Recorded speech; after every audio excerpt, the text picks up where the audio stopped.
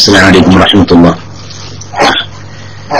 എത്ര തലയെക്കെട്ടേരുണ്ടല്ലേ, കുറെ തലയെക്കെട്ടേരുണ്ട്. തലയെക്കെട്ടില്ലാത്ത നമ്മുടെ പ്രവർത്തകരായ ആളുകൾ കുറെ ഉണ്ട്. ഒരു പരിപാടി കഴിഞ്ഞാൽ ഒന്ന് മൈക്കെടുത്ത് സാധാരണ അബ്ദുല്ലാഹ് ഉണ്ടെങ്കിലേ അദ്ദേഹം പറഞ്ഞില്ലാന്നതുകൊണ്ട് അദ്ദേഹം ഉണ്ടെങ്കിൽ എങ്ങനെയായാലും ഒരു മഞ്ഞൊക്കെ ഉണ്ടാവും. ഏതായാലും ബുജുമാനൊക്കെ അറിയിച്ചാൽ ഇനി വളരെ മനോഹരമായ ഒരു പരിപാടിയായിട്ടുണ്ട് ആ രാമന്തരയുടെ പ്രസംഗം. എന്റെ പ്രിയപ്പെട്ട ചില സഹോദരന്മാർ ഇവിടെ ഇങ്ങനെ ടെക്സ്റ്റ് ചെയ്തിരുന്നു ഗീബത്ത്. അങ്ങനെ എന്റെ പ്രിയപ്പെട്ട സഹോദരന്മാർ ഏതാണ് ഗീബത്ത് എന്ന് മനസ്സിലാകുന്നില്ല. ഇതിലിപ്പോ ഏതാണ് ഗീബത്ത്? ഗീബത്ത് അങ്ങനെയാണ് പറയാനുള്ളല്ലേ. അപ്പൊ നമ്മൾ ഒരു അവര് കാണിച്ചു തരേണ്ടതാണ്. ആരെങ്കിലും അതിന് ധൈര്യം ഉണ്ടെങ്കിൽ ആകെ പ്രസംഗിച്ചപ്പോ ഇവിടെ അലവിദാരിയും സംസാരിച്ചിട്ടോ, അലവിദാരിയും സംസാരിച്ചതിൽ നിന്ന് ഇന്നത് ഗീബത്താണ്, ഇത് ഇന്നത് കളവാണ് എന്നാ പറയണ്ടേ. അത് എന്താന്റെ സഹോദരന്മാർ ഇങ്ങനെയൊക്കെ. അപ്പോ പിന്നെ വേണ്ടാത്തൊന്നും പറയാൻ നിൽക്കരുത്, വേണ്ടാത്തൊന്നും എഴുതാൻ നിൽക്കരുത്. എന്റെ പ്രിയപ്പെട്ട സഹോദരന്മാർ, കാര്യങ്ങൾ ശരിക്കും മനസ്സിലാക്കുക. അദ്ദേഹം പറഞ്ഞത് ബഹുമാനപ്പെട്ട ഒന്ന് അദ്ദേഹം പറഞ്ഞത് തിരുവനന്തപുരത്ത് ആസ്ഥാന മന്ത്രി ഉണ്ടാക്കുന്നു പിന്നെ പറഞ്ഞു, പക്ഷെ ഉണ്ടാക്കില്ല. ശരിയെന്നല്ലേ? ബഹുമാനപ്പെട്ട ഖലീൽ തങ്ങൾ പറഞ്ഞത് ശരിക്കും കേൾപ്പിച്ചില്ലപ്പോ. ഖലീൽ തങ്ങൾ അവിടെ ഉണ്ടാക്കാൻ വേണ്ടി പൈസ ആവശ്യപ്പെടുന്നത് കേൾപ്പിച്ചല്ലോ. പക്ഷെ അതേസമയത്ത് ഇന്നേവരൊക്കെ ഉണ്ടാക്കിയിട്ടില്ല. അതാണ് പറഞ്ഞത്. അപ്പോ അങ്ങനെ ഓരോന്നും അങ്ങനെ തന്നെ. ആ പറഞ്ഞത് ഒന്നും വെറുതെ പറയുന്നതല്ല. എല്ലാ കാര്യങ്ങളും എല്ലാം വ്യക്തമായ തെളിവുകളുടെ അടിസ്ഥാനത്തിലാണ് പറയുന്നത്. എന്റെ പ്രിയപ്പെട്ട സഹോദരന്മാർക്ക് ഇത് കേൾക്കുമ്പോൾ ദേഷ്യം പിടിക്കല്ലേ വേണ്ടത്. നമ്മുടെ ഉസ്താദുമാർ ചെയ്യുന്നത് ശരിയാണോ എന്ന വിഷയത്തെക്കുറിച്ച് നിങ്ങളൊരു ചിന്ത നടത്തുകയാണ് വേണ്ടത് എന്ന് അറിയിച്ച് ഞാൻ ശാസ്ത്രം മറ്റുള്ളവർക്ക് വേണ്ടി മൈക്ക് റിലീസ് ചെയ്യാണ്. അസ്സലാമു അലൈക്കും വറഹ്മത്തുള്ളാഹി. ബഹുമാനപ്പെട്ട നൂറുദ്ദീൻ വളരെ മനോഹരമായ രീതിയിൽ അത് നമുക്കൊണ്ട് ലൈവായിട്ട് എത്തിച്ചു തന്നു.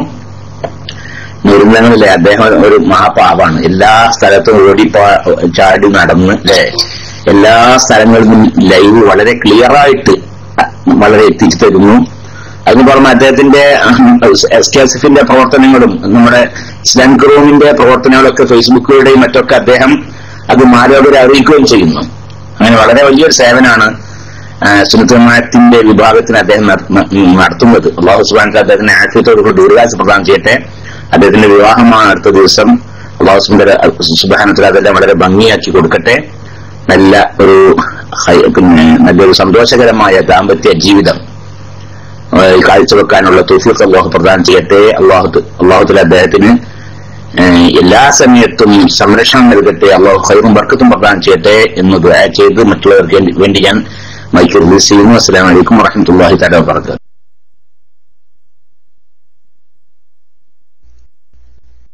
വഅലൈക്കും അസ്സലാം വറഹ്മത്തുള്ളാഹി വബറകാതുഹു. അസ്സലാമു അലൈക്കും വറഹ്മത്തുള്ളാഹി വബറകാതുഹു.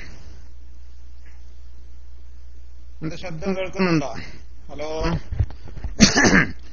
ബിസ്മില്ലാഹി വൽഹംദുലില്ലാഹി വസ്സലാത്തു വസ്സലാമു അലാ അഷ്റഫി റസൂലില്ലാഹി വഅലാ ആലിഹി വഅസ്ഹാബിഹിൽ ഫായിസീന ബിറല്ലാഹി അമ്മാ ബഅദ്.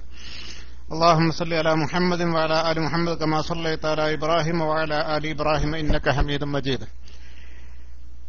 ഏറ്റവും ബഹുമാനവും ആദരവുമുള്ള ഉസ്താദുമാരെ, സഹോദരന്മാരെ, റേഡിയോ ശ്രോതാക്കളെ, അള്ളാഹുവിന്റെ മഹത്തായ അനുഗ്രഹത്താൽ വളരെ നല്ല നിലയിൽ വേങ്ങരയിൽ നിന്നുമുള്ള ഒരു ലൈവ് വന്നരായ നൂറുദ്ദീൻ തങ്ങളെ നമ്മൾക്ക് എത്തിച്ചു തന്നു. അള്ളാഹു റബ്ബുൽ ഇസ്സത്ത്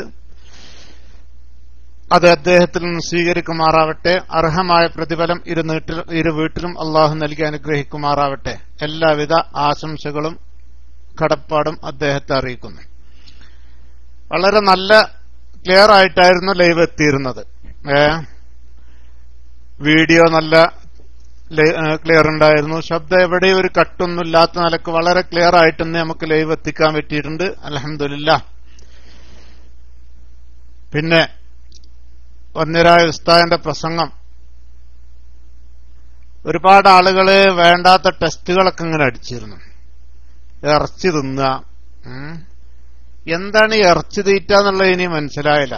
വളരെ ആധികാരികമായി വ്യക്തമായ തെളിവോട് കൂടെയാണ് ഉസ്താദ് പറഞ്ഞത്. ഒരു കളവും നമുക്കതിൽ തോന്നിയിട്ടില്ല. പിന്നെ എന്ത് പറഞ്ഞാലും മനസ്സിലാകാത്തൊരു വിഭാഗം ആളുകൾ അവരുടെ കൂട്ടത്തിലുണ്ട്. അത് തന്നെയാണ് അവരുടെ വിജയവും. ഇപ്പോ രാത്രി 12 മണിക്ക് പറയണത് അത് നട്ടുച്ചക്കഥ സൂര്യൻ ഉദിച്ചിരിക്കുന്നു എന്ന് അയാൾ പറഞ്ഞാൽ അല്ലാഹു അക്ബർ എന്ന് പറഞ്ഞ് തക്ബീർ ചൊല്ലും.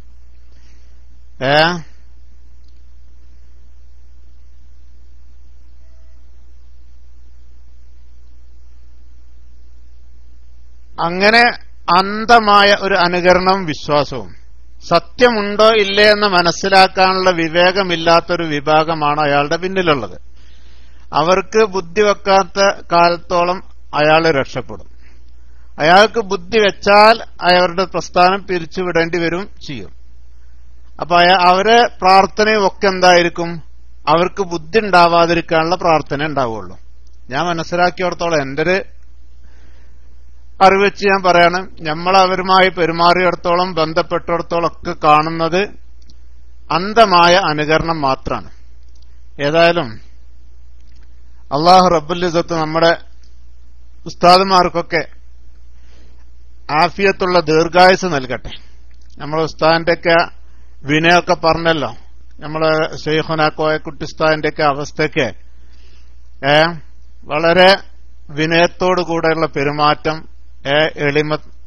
എളിമ, അതൊക്കെ വളരെ നല്ല, നമുക്കൊക്കെ കാണുമ്പോ തന്നെ നമ്മുടെ മുൻ കഴിഞ്ഞു പോയ നമ്മുടെ കാളമ്പാടി ഉസ്താദിന്റെ ഒക്കെ ഇതൊക്കെ നമ്മൾ കാണുന്നതാണല്ലോ. ഏതായാലും ഉസ്താദുമാരൊക്കെ ഉണ്ടാകും, ആർക്കെങ്കിലുമൊക്കെ സംശയങ്ങളൊക്കെ ചർച്ചകളും ആയിരിക്കും ഇനി ഉണ്ടാകുക. അതുകൊണ്ട് ഈ പറഞ്ഞതിലൊക്കെ സംശയങ്ങളുള്ള ആളുകളുണ്ടെങ്കിൽ മൈക്കിൽ വന്നുകൊണ്ട് ചോദിക്കാം. ഉസ്താദൊക്കെ താഴെയുണ്ട്. അമീർ സാഹിബ് മൈക്കിലൊന്ന് വന്ന് എന്താ പരിപാടി വെച്ചാ പറയും. അമീർ സാഹിബ് കേൾക്കുന്നുണ്ടോ? അതോ നിസ്കാരത്തിന് വേണ്ടി പോയോ? അവിടെ ചിലപ്പോ നിസ്കാരമായിരിക്കും, ചിലപ്പോ അതായിരിക്കും. ജിദ്ദയിൽ ചിലപ്പോ നിസ്കാരത്തിന്റെ സമയമാവാൻ സാധ്യത ഉണ്ട്. അതുകൊണ്ടാവും അമീർ സാഹിബ് ഒന്ന് മൈക്കിൽ വരാത്തത്. അതെ,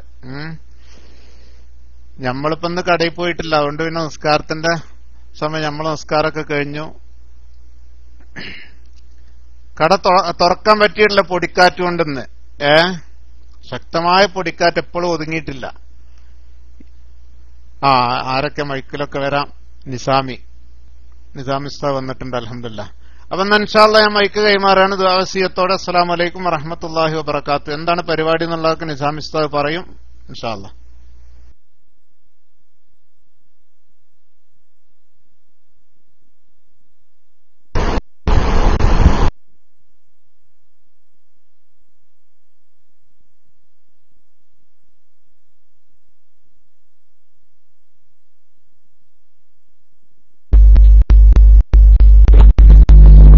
അസ്സലാമു അലൈക്കും വറഹ്മത്തുള്ളാഹി വബറകാതുഹു. ശബ്ദം കേൾക്കുമെന്ന് വിചാരിക്കുന്നു.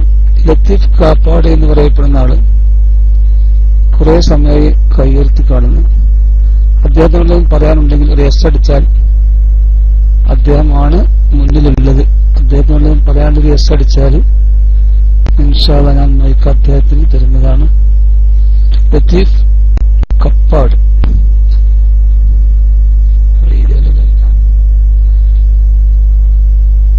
ലത്തീഫ് കപ്പാട് എന്ന ഐഡിയിൽ ഉള്ളതായ ഒരാള്, അദ്ദേഹത്തിന് മൈക്ക് വേണമെങ്കിൽ എസ് അടിച്ചാൽ മൈക്ക് തരും. അദ്ദേഹം എന്റെ മുമ്പിലാണ് കയ്യുയർത്തി നിൽക്കുന്നത്.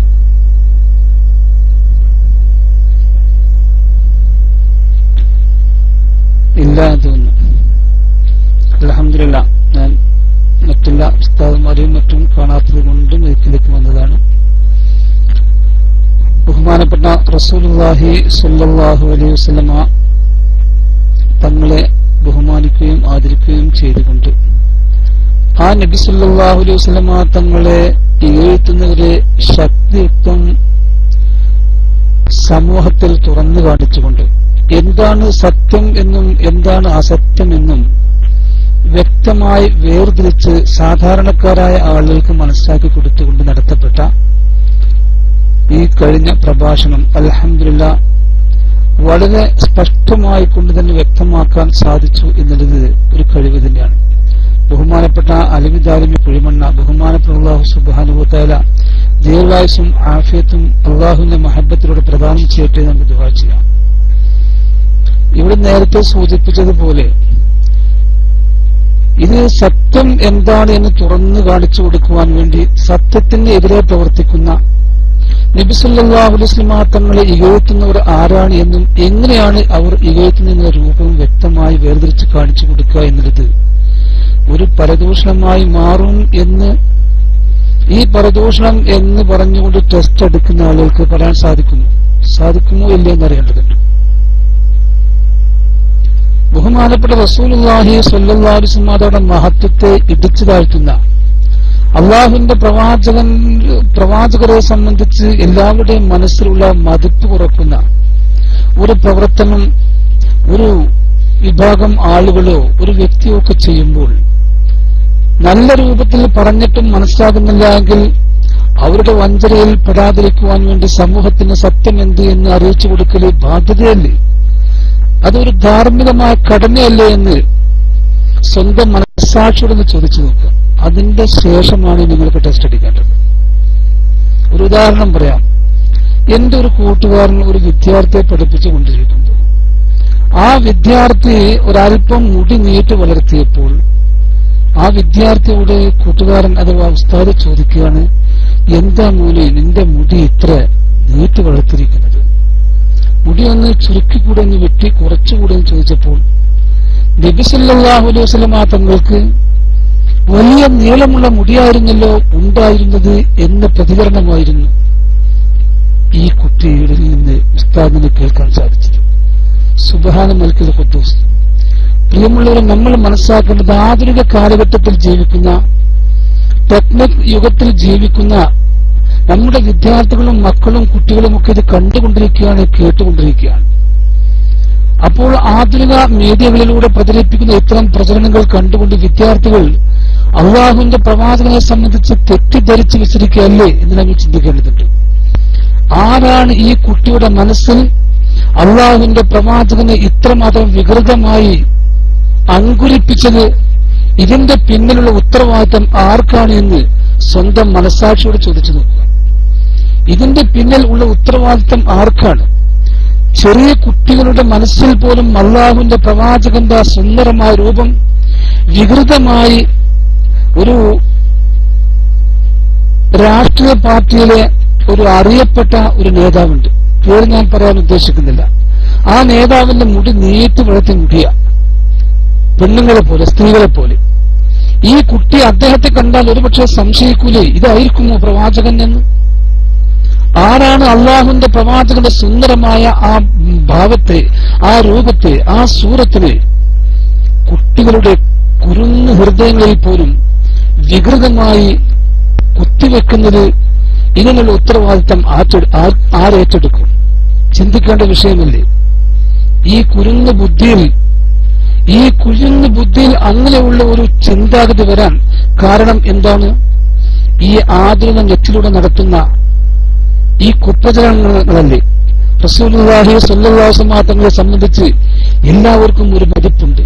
അള്ളാഹുവിന്റെ പ്രവാചകൻ ഏത് വസ്ത്രം ധരിച്ചു, എങ്ങനെയുള്ള വസ്ത്രം ധരിച്ചു, എങ്ങനെ നഖം വെട്ടി, എങ്ങനെ മുടി വളർത്തി, എങ്ങനെ ചീകി വെച്ചു, എങ്ങനെ തൊപ്പി ധരിച്ചു, എങ്ങനെ തലയിൽ കെട്ടി, എങ്ങനെ ചെരുപ്പ് ധരിച്ചു എന്ന് എല്ലാം വളരെ സ്പഷ്ടമായി അള്ളാഹുവിന്റെ പ്രവാചകനെ സംബന്ധിച്ച് പ്രതിപാദിക്കുന്ന ചരിത്ര ഗ്രന്ഥങ്ങളിലും ഹദീസ് ഗ്രന്ഥങ്ങളിലും കിടക്കുമ്പോൾ അതിനെതിരെ എന്തെങ്കിലും ഒരു കാര്യലാഭത്തിന് വേണ്ടി എന്തെങ്കിലും കൊണ്ടുവന്നിട്ട് അവസാനം അതിൽ പരാജയപ്പെടുമ്പോൾ ആ പറഞ്ഞ ചരിത്രത്തെയൊക്കെ അവഗണിച്ചുകൊണ്ട് സ്വന്തം കാര്യം വിജയിക്കുവാൻ വേണ്ടി ഒരു തെറ്റായ ധാരണ പ്രവാചകനെ സംബന്ധിച്ച് പ്രചരിപ്പിക്കുമ്പോൾ, പ്രിയമുള്ള നിഷ്പക്ഷമതികളെ ഒന്ന് ചിന്തിച്ചു നോക്ക്.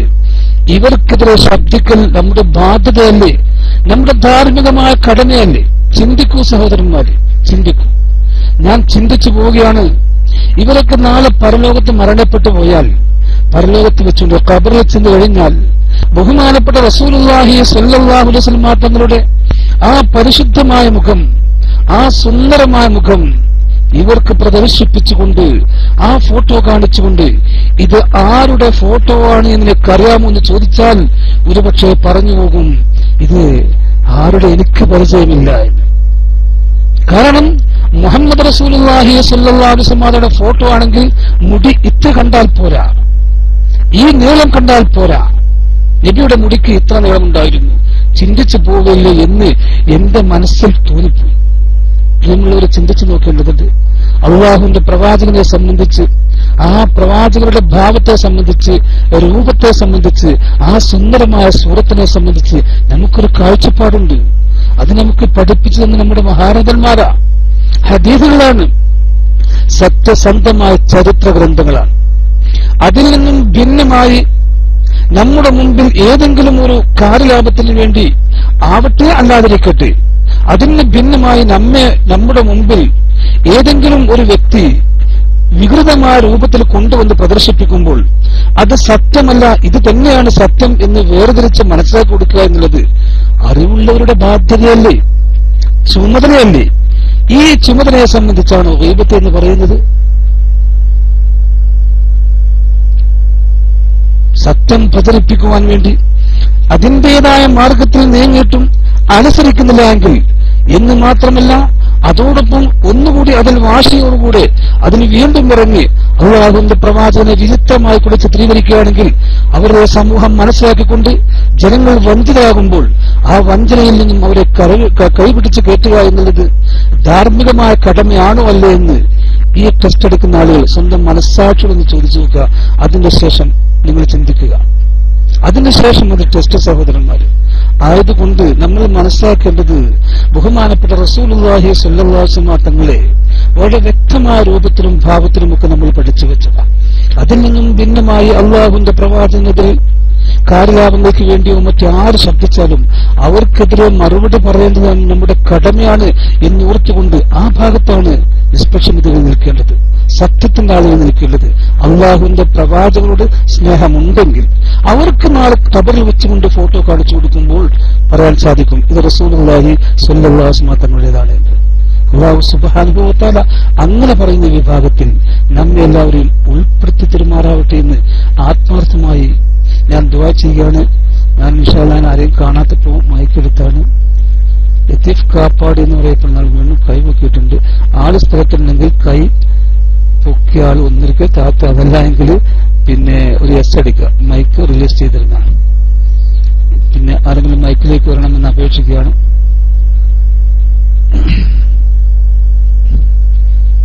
അമീർ സാഹിബ് മൈക്കിലേക്ക് വന്നാൽ തിരക്കിടില്ല. അൽഹംദുലില്ലാഹ് അവർക്ക് വേണ്ടി ഞാൻ മൈക്ക് റിലീസ് ചെയ്യുന്നു. അസ്സലാമു അലൈക്കും വറഹ്മത്തുള്ളാഹി.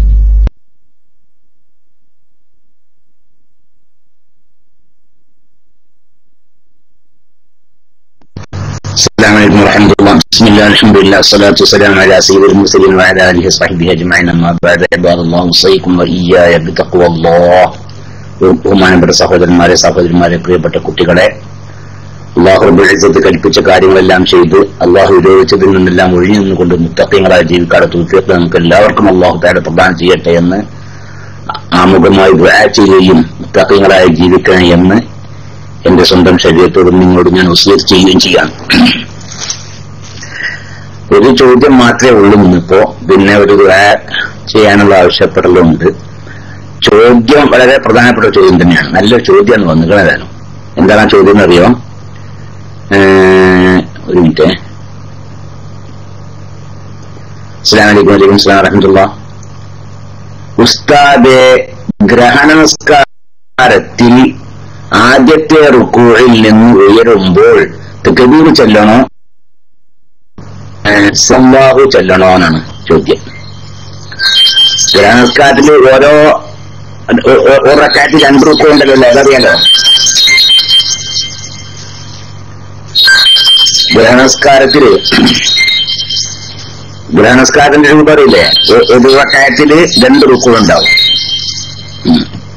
ആദ്യം തക്ബീറത്തിൽ ഇറാൻ കിട്ടുക, പിന്നെ വജ്ജത്ത് ഓതുക, ഫാത്തിഹയും ദീർഘമായ സൂറത്തും ഓതുക, പിന്നെ റുക്കൂ ചെയ്യുക അല്ലേ? പിന്നെ റുക്കൂ ചെയ്യുക. ആ റുക്കൂയിൽ നിന്ന് ഉയരുക. ആ റുക്കൂയിൽ നിന്ന് ഉയർന്നിട്ട് വീണ്ടും എന്ത് ചെയ്യുക? വീണ്ടും ഫാത്തിഹയും ദീർഘമായ സൂറത്തും ഒക്കെ ഓതുക. എന്നിട്ട് വീണ്ടും റുക്കൂ ചെയ്യുക. അതാണ്. പിന്നെ അങ്ങനെ ഇവിടെ ചെയ്താല് പിന്നെ സുജൂദ്, 2 സുജൂദ്. ഇങ്ങനെയാണ് ഗ്രഹണസ്കാരത്തിന്റെ റക്അത്ത്.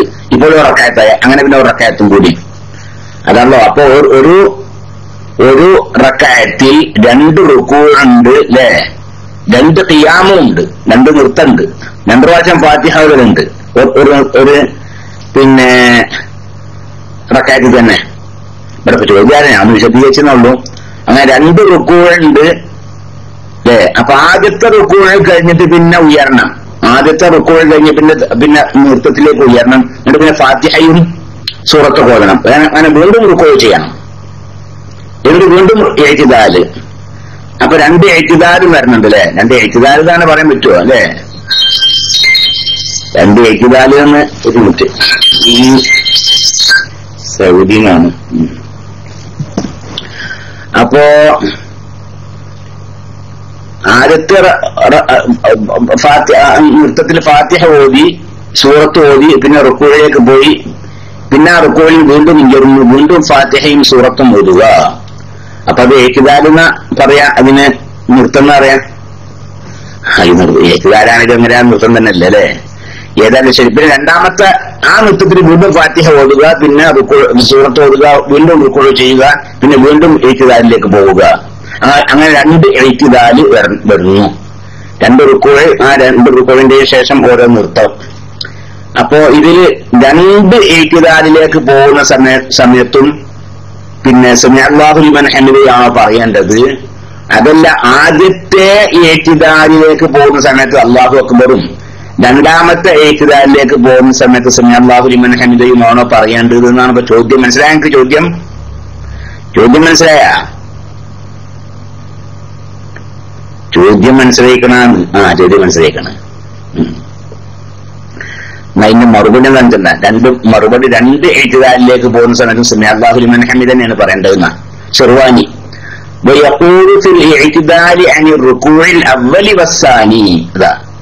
ആദ്യത്തെ റുക്കൂഴ് കഴിഞ്ഞിട്ടുള്ള എഴുത്തുകാര്, പിന്നെ രണ്ടാമത്തെ റുക്കൂഴ് ചെയ്തതിനു ശേഷമുള്ള എഴുത്തുകാര്, അത് രണ്ടിലും അവൻ പറയണം സമിഅല്ലാഹു ലിമൻ ഹമിദ റബ്ബനാ ലക്കൽ ഹംദ് പറയണം.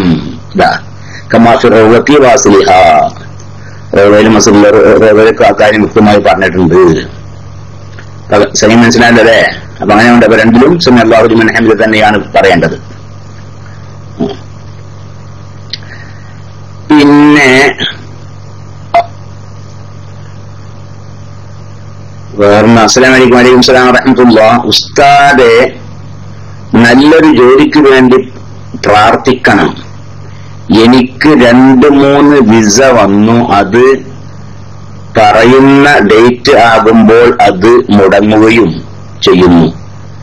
അതുകൊണ്ട് നല്ലൊരു ജോലി കിട്ടാൻ ഉസ്താദ് ക്ലാസ് റൂമിൽ ദുആ ചെയ്യുക. അല്ലാഹു സുബ്ഹാനഹു വ തആല അവന്റെ മഹലായ ഫളൽ കൊണ്ടും റസൂലുള്ളാഹി സ്വല്ലല്ലാഹു അലൈഹി വസല്ലം തങ്ങളുടെയും അതുപോലെ മറ്റ് അല്ലാഹുവിന് ഇഷ്ടപ്പെട്ട അവന്റെ അടിയാറുകളുടെയും ഹഖ് ജാഹ് ബർക്കത്ത് കൊണ്ട് നിങ്ങൾക്ക് നല്ല ഒരു ജോലി പ്രദാനം ചെയ്യട്ടെ. ആ ജോലിയിൽ അല്ലാഹു ഖൈറും ബർക്കത്തും പ്രദാനം ചെയ്യട്ടെ. അതിൽ നിങ്ങൾക്ക് മനസ്സിന് സന്തോഷവും റാഹത്തൊക്കെ നൽകട്ടെ. അതോടൊപ്പം രീതിയിൽ പോകാനുള്ള വരുമാനം, മറ്റ് ആവശ്യങ്ങൾക്ക് വേണ്ടിയുള്ള വരുമാനമൊക്കെ അല്ലാഹു സുബ്ഹാനഹു വ തആല അതുമൂലം നിങ്ങൾക്ക് നൽകട്ടെ. ആമീൻ. വസല്ലല്ലാഹു അലാ സയ്യിദിനാ മുഹമ്മദിൻ വഅലിഹി വസഹ്ബിഹി അജ്മഈൻ. അമ്മാ ബഅദ്. മറുപടി അറിയില്ലല്ലേ, തുടക്കത്തിലാണ്. വസല്ലല്ലാഹു അലാ മുഹമ്മദിൻ വഅലിഹി വസഹ്ബിഹി അജ്മഈൻ. ഞാൻ ഇടപെടൽ വേറെ PM എന്ന പേര് ശ്രദ്ധ പോയത് അങ്ങനെ ആയത് സാറില്ല. നാളെ ഉംറക്ക് നാളെ ഉമ്മാക്കൊരു ഓപ്പറേഷൻ ഉണ്ട്. അത് വിജയകരമാവാൻ ഉസ്താദ് ദുആ ചെയ്യണമെന്ന് നമ്മുടെ ഒരു അഡ്മിൻ ആയ പിന്നെ അതിനാണ് വന്നിരുന്നത്. അല്ലാഹു സുബ്ഹാനഹു വ തആല ആ ഉമ്മാക്ക് അല്ലാഹു സുബ്ഹാനഹു വ തആല പൂർണ്ണമായ ശിഫ പ്രദാനം ചെയ്യട്ടെ. അല്ലാഹു സിഹത്തോടു കൂടിയുള്ള ആഫിയത്തോടു കൂടിയുള്ള ദീർഘായുസ്സ് അല്ലാഹു തആല പ്രദാനം ചെയ്യട്ടെ. കഷ്ടപ്പാടും ബുദ്ധിമുട്ടും നിർത്താതിരിക്കട്ടെ. ആമീൻ. വസല്ലല്ലാഹു അലാ സയ്യിദിനാ മുഹമ്മദ്. അസ്സലാമു അലൈക്കും. വലൈക്കും സലാം. ദീനിയായി ജീവിക്കാനും പരീക്ഷയിൽ ജീവിക്കാൻ ദുആ ചെയ്യുക. അല്ലാഹു സുബ്ഹാനഹു വ തആല ദീനിൽ ഉറച്ചു നിന്നുകൊണ്ട് ജീവിക്കാതെ തൗഫീഖ് നമുക്ക്, നമ്മുടെ സന്താനങ്ങൾക്ക്, നമ്മൾ ബന്ധപ്പെട്ടവർക്കൊക്കെ അല്ലാഹു പ്രദാനം ചെയ്യട്ടെ. നല്ല പരീക്ഷയിൽ കുട്ടിക്ക് നല്ല മാന്യമായ വിജയം അല്ലാഹു തആല പ്രദാനം ചെയ്യട്ടെ. ആമീൻ. വസല്ലല്ലാഹു അലൈഹി വസല്ലം മുഹമ്മദ്. റുകൂഇൽ നിന്ന് ഉയർന്ന ശേഷമാണ് സമി അല്ലാഹു ലിമൻ ഹമിദ പറയാറുള്ളത് എന്ന് അതിന് കൂലി കിട്ടുമോ? റുക്കൂഇന് ഉയർന്ന ശേഷം സമി അല്ലാഹ് അത് കൂലി കിട്ടും. പക്ഷെ അതിന്റെ സുന്നത്ത് അങ്ങനെയല്ല. സുന്നത്ത് റുക്കൂഇൽ നിന്ന് ഉയരാൻ തുടങ്ങുമ്പോൾ സമി അല്ലാഹു ലിമൻ ഹമിദ പറയാൻ തുടങ്ങുകയും റുക്കൂഇ അവസാനിക്കുന്നതിനോട് കൂടി അത് അവസാനിപ്പിക്കുകയും ചെയ്യും. അതാണ് സുന്നത്ത്. അങ്ങനെ ഓരോ ദിക്റുകളും തന്നെയാണ്. നൃത്തത്തിൽ നിന്ന് സുജൂദിലേക്ക് പോവുകയാണെങ്കിൽ അല്ലെ, അല്ലെങ്കിൽ റുക്കൂഇലേക്ക് പോവുകയാണെങ്കിൽ അത് കുനിയാൻ തുടങ്ങുമ്പോൾ തന്നെ അല്ലാഹു അക്ബർ പറയാൻ തുടങ്ങുക. അങ്ങനെ അല്ലാഹു അക്ബർ എന്നുള്ള റാ ഉണ്ടല്ലോ, അത് ആ റുക്കൂഇ പൂർത്തിയാവുന്ന റുക്കൂഇലേക്ക് എത്തുന്നതോട് കൂടി ആ റാ എന്റെ ഉച്ചാരണം പൂർത്തിയാവുക. റുക്കൂഇൽ ഉയരുമ്പോൾ ഉയരാൻ തുടങ്ങുമ്പോൾ തന്നെ സമി അല്ലാഹു ലിമൻ ഹമിദ പറയാൻ തുടങ്ങുക. റുക്കൂഇ അവസാനിക്കുന്ന ഇഅ്തിദാലിലേക്ക് എത്തുന്നതോട് കൂടി സമി അല്ലാഹു ലിമൻ ഹമിദ ആ ദാല് അങ്ങോട്ട് ഉണ്ടല്ലോ, അത് അതിന്റെ അവസാനത്തെ അക്ഷരം ആവുന്ന രീതിയിൽ പറയുക. അങ്ങനെയാണ് ഓരോ ഇന്ത്യക്കാരാത്തിന്റെ ഓരോ തക്ബീറും എഴുത്തുകാരിലേക്ക് വരുന്ന സമയത്തുള്ള സമി അല്ലാഹു ലിമൻ ഹമിദൊക്കെ പറയും സുന്നത്തതാണ്. ഇനി അതല്ലാതെ ഒരാൾ പറഞ്ഞു നിൽക്കുക, എന്നാലും പറഞ്ഞാൽ കൂലി കിട്ടും. റുക്കൂഇൽ എത്തിയതിനു ശേഷം അല്ലാഹു അക്ബർ പറഞ്ഞത്, എഴുത്തുകാരിലേക്ക് എത്തിയതിനു ശേഷം സമി അല്ലാഹു ലിമൻ ഹമിദ പറയുന്നത്. എന്നാലും അതിന്റെ കൂലി കിട്ടും. പക്ഷേ പൂർണ്ണമായ രൂപം ഞാൻ നേരത്തെ പറഞ്ഞതുപോലെയാണ്, അത്രേ ഉള്ളൂ. പിന്നെ അസ്സലാമു അലൈക്കും. വഅലൈക്കും അസ്സലാം വറഹ്മത്തുള്ളാഹി. ഉസ്താദെ, ക്ലാസ് റൂമിൽ എനിക്കും എന്റെ ഫാമിലിക്കും വേണ്ടി ദുആ ചെയ്തിരുന്നു. അൽഹംദുലില്ലാഹ് വളരെ വളരെ ആശ്വാസം കിട്ടിയിട്ടുണ്ട്. അൽഹംദുലില്ലാഹ്. ഇനിയും ദുആയിൽ ഉൾപ്പെടുത്തണം, മാനസികവും ശാരീരികവുമായുള്ള ബുദ്ധിമുട്ടുകൾ മാറിക്കിട്ടാൻ വേണ്ടി. അല്ലാഹു സുബ്ഹാനഹു വ തആല ശാരീരികവും മാനസികവുമായ ഉള്ള എല്ലാ ബുദ്ധിമുട്ടുകളും അല്ലാഹു തആല മാറ്റിത്തരട്ടെ. അല്ലാഹു മാനസികമായും ശാരീരികമായും സന്തോഷവും റാഹത്തും അല്ലാഹു പ്രദാനം ചെയ്യട്ടെ. ആമീൻ. വസല്ലല്ലാഹു അലാ സയ്യിദിനാ മുഹമ്മദ്. സുപ്രഭാതം ദിനപത്രം വേണ്ടത്ര വിജയിച്ചിട്ടില്ല പല സ്ഥലത്തും എന്ന് ഏപ്പിക്കാർ പറയുന്നു. ഇതിപ്പോ ഒരു ഫിഖ്ഹി ചോദ്യത്തിന് മറുപടി കാണാൻ സുപ്രഭാതം നമ്മുടെ ചർച്ച. ഓർക്ക് അത്രയ്ക്ക് സംഘടന ഇനി ഒരാണ്ട് എത്തിച്ചോട്ടല്ലേ അതിലെ പോകേണ്ടത്. ഇനി പല സ്ഥലങ്ങളിലും വിജയിച്ചിട്ടില്ല എന്ന് ഓർക്ക് തോന്നുകയാണെങ്കിൽ അതിന്റെ അവിടെ ആ പ്രശ്നം പരിഹരിച്ചാൽ മതിയല്ലോ. അപ്പോ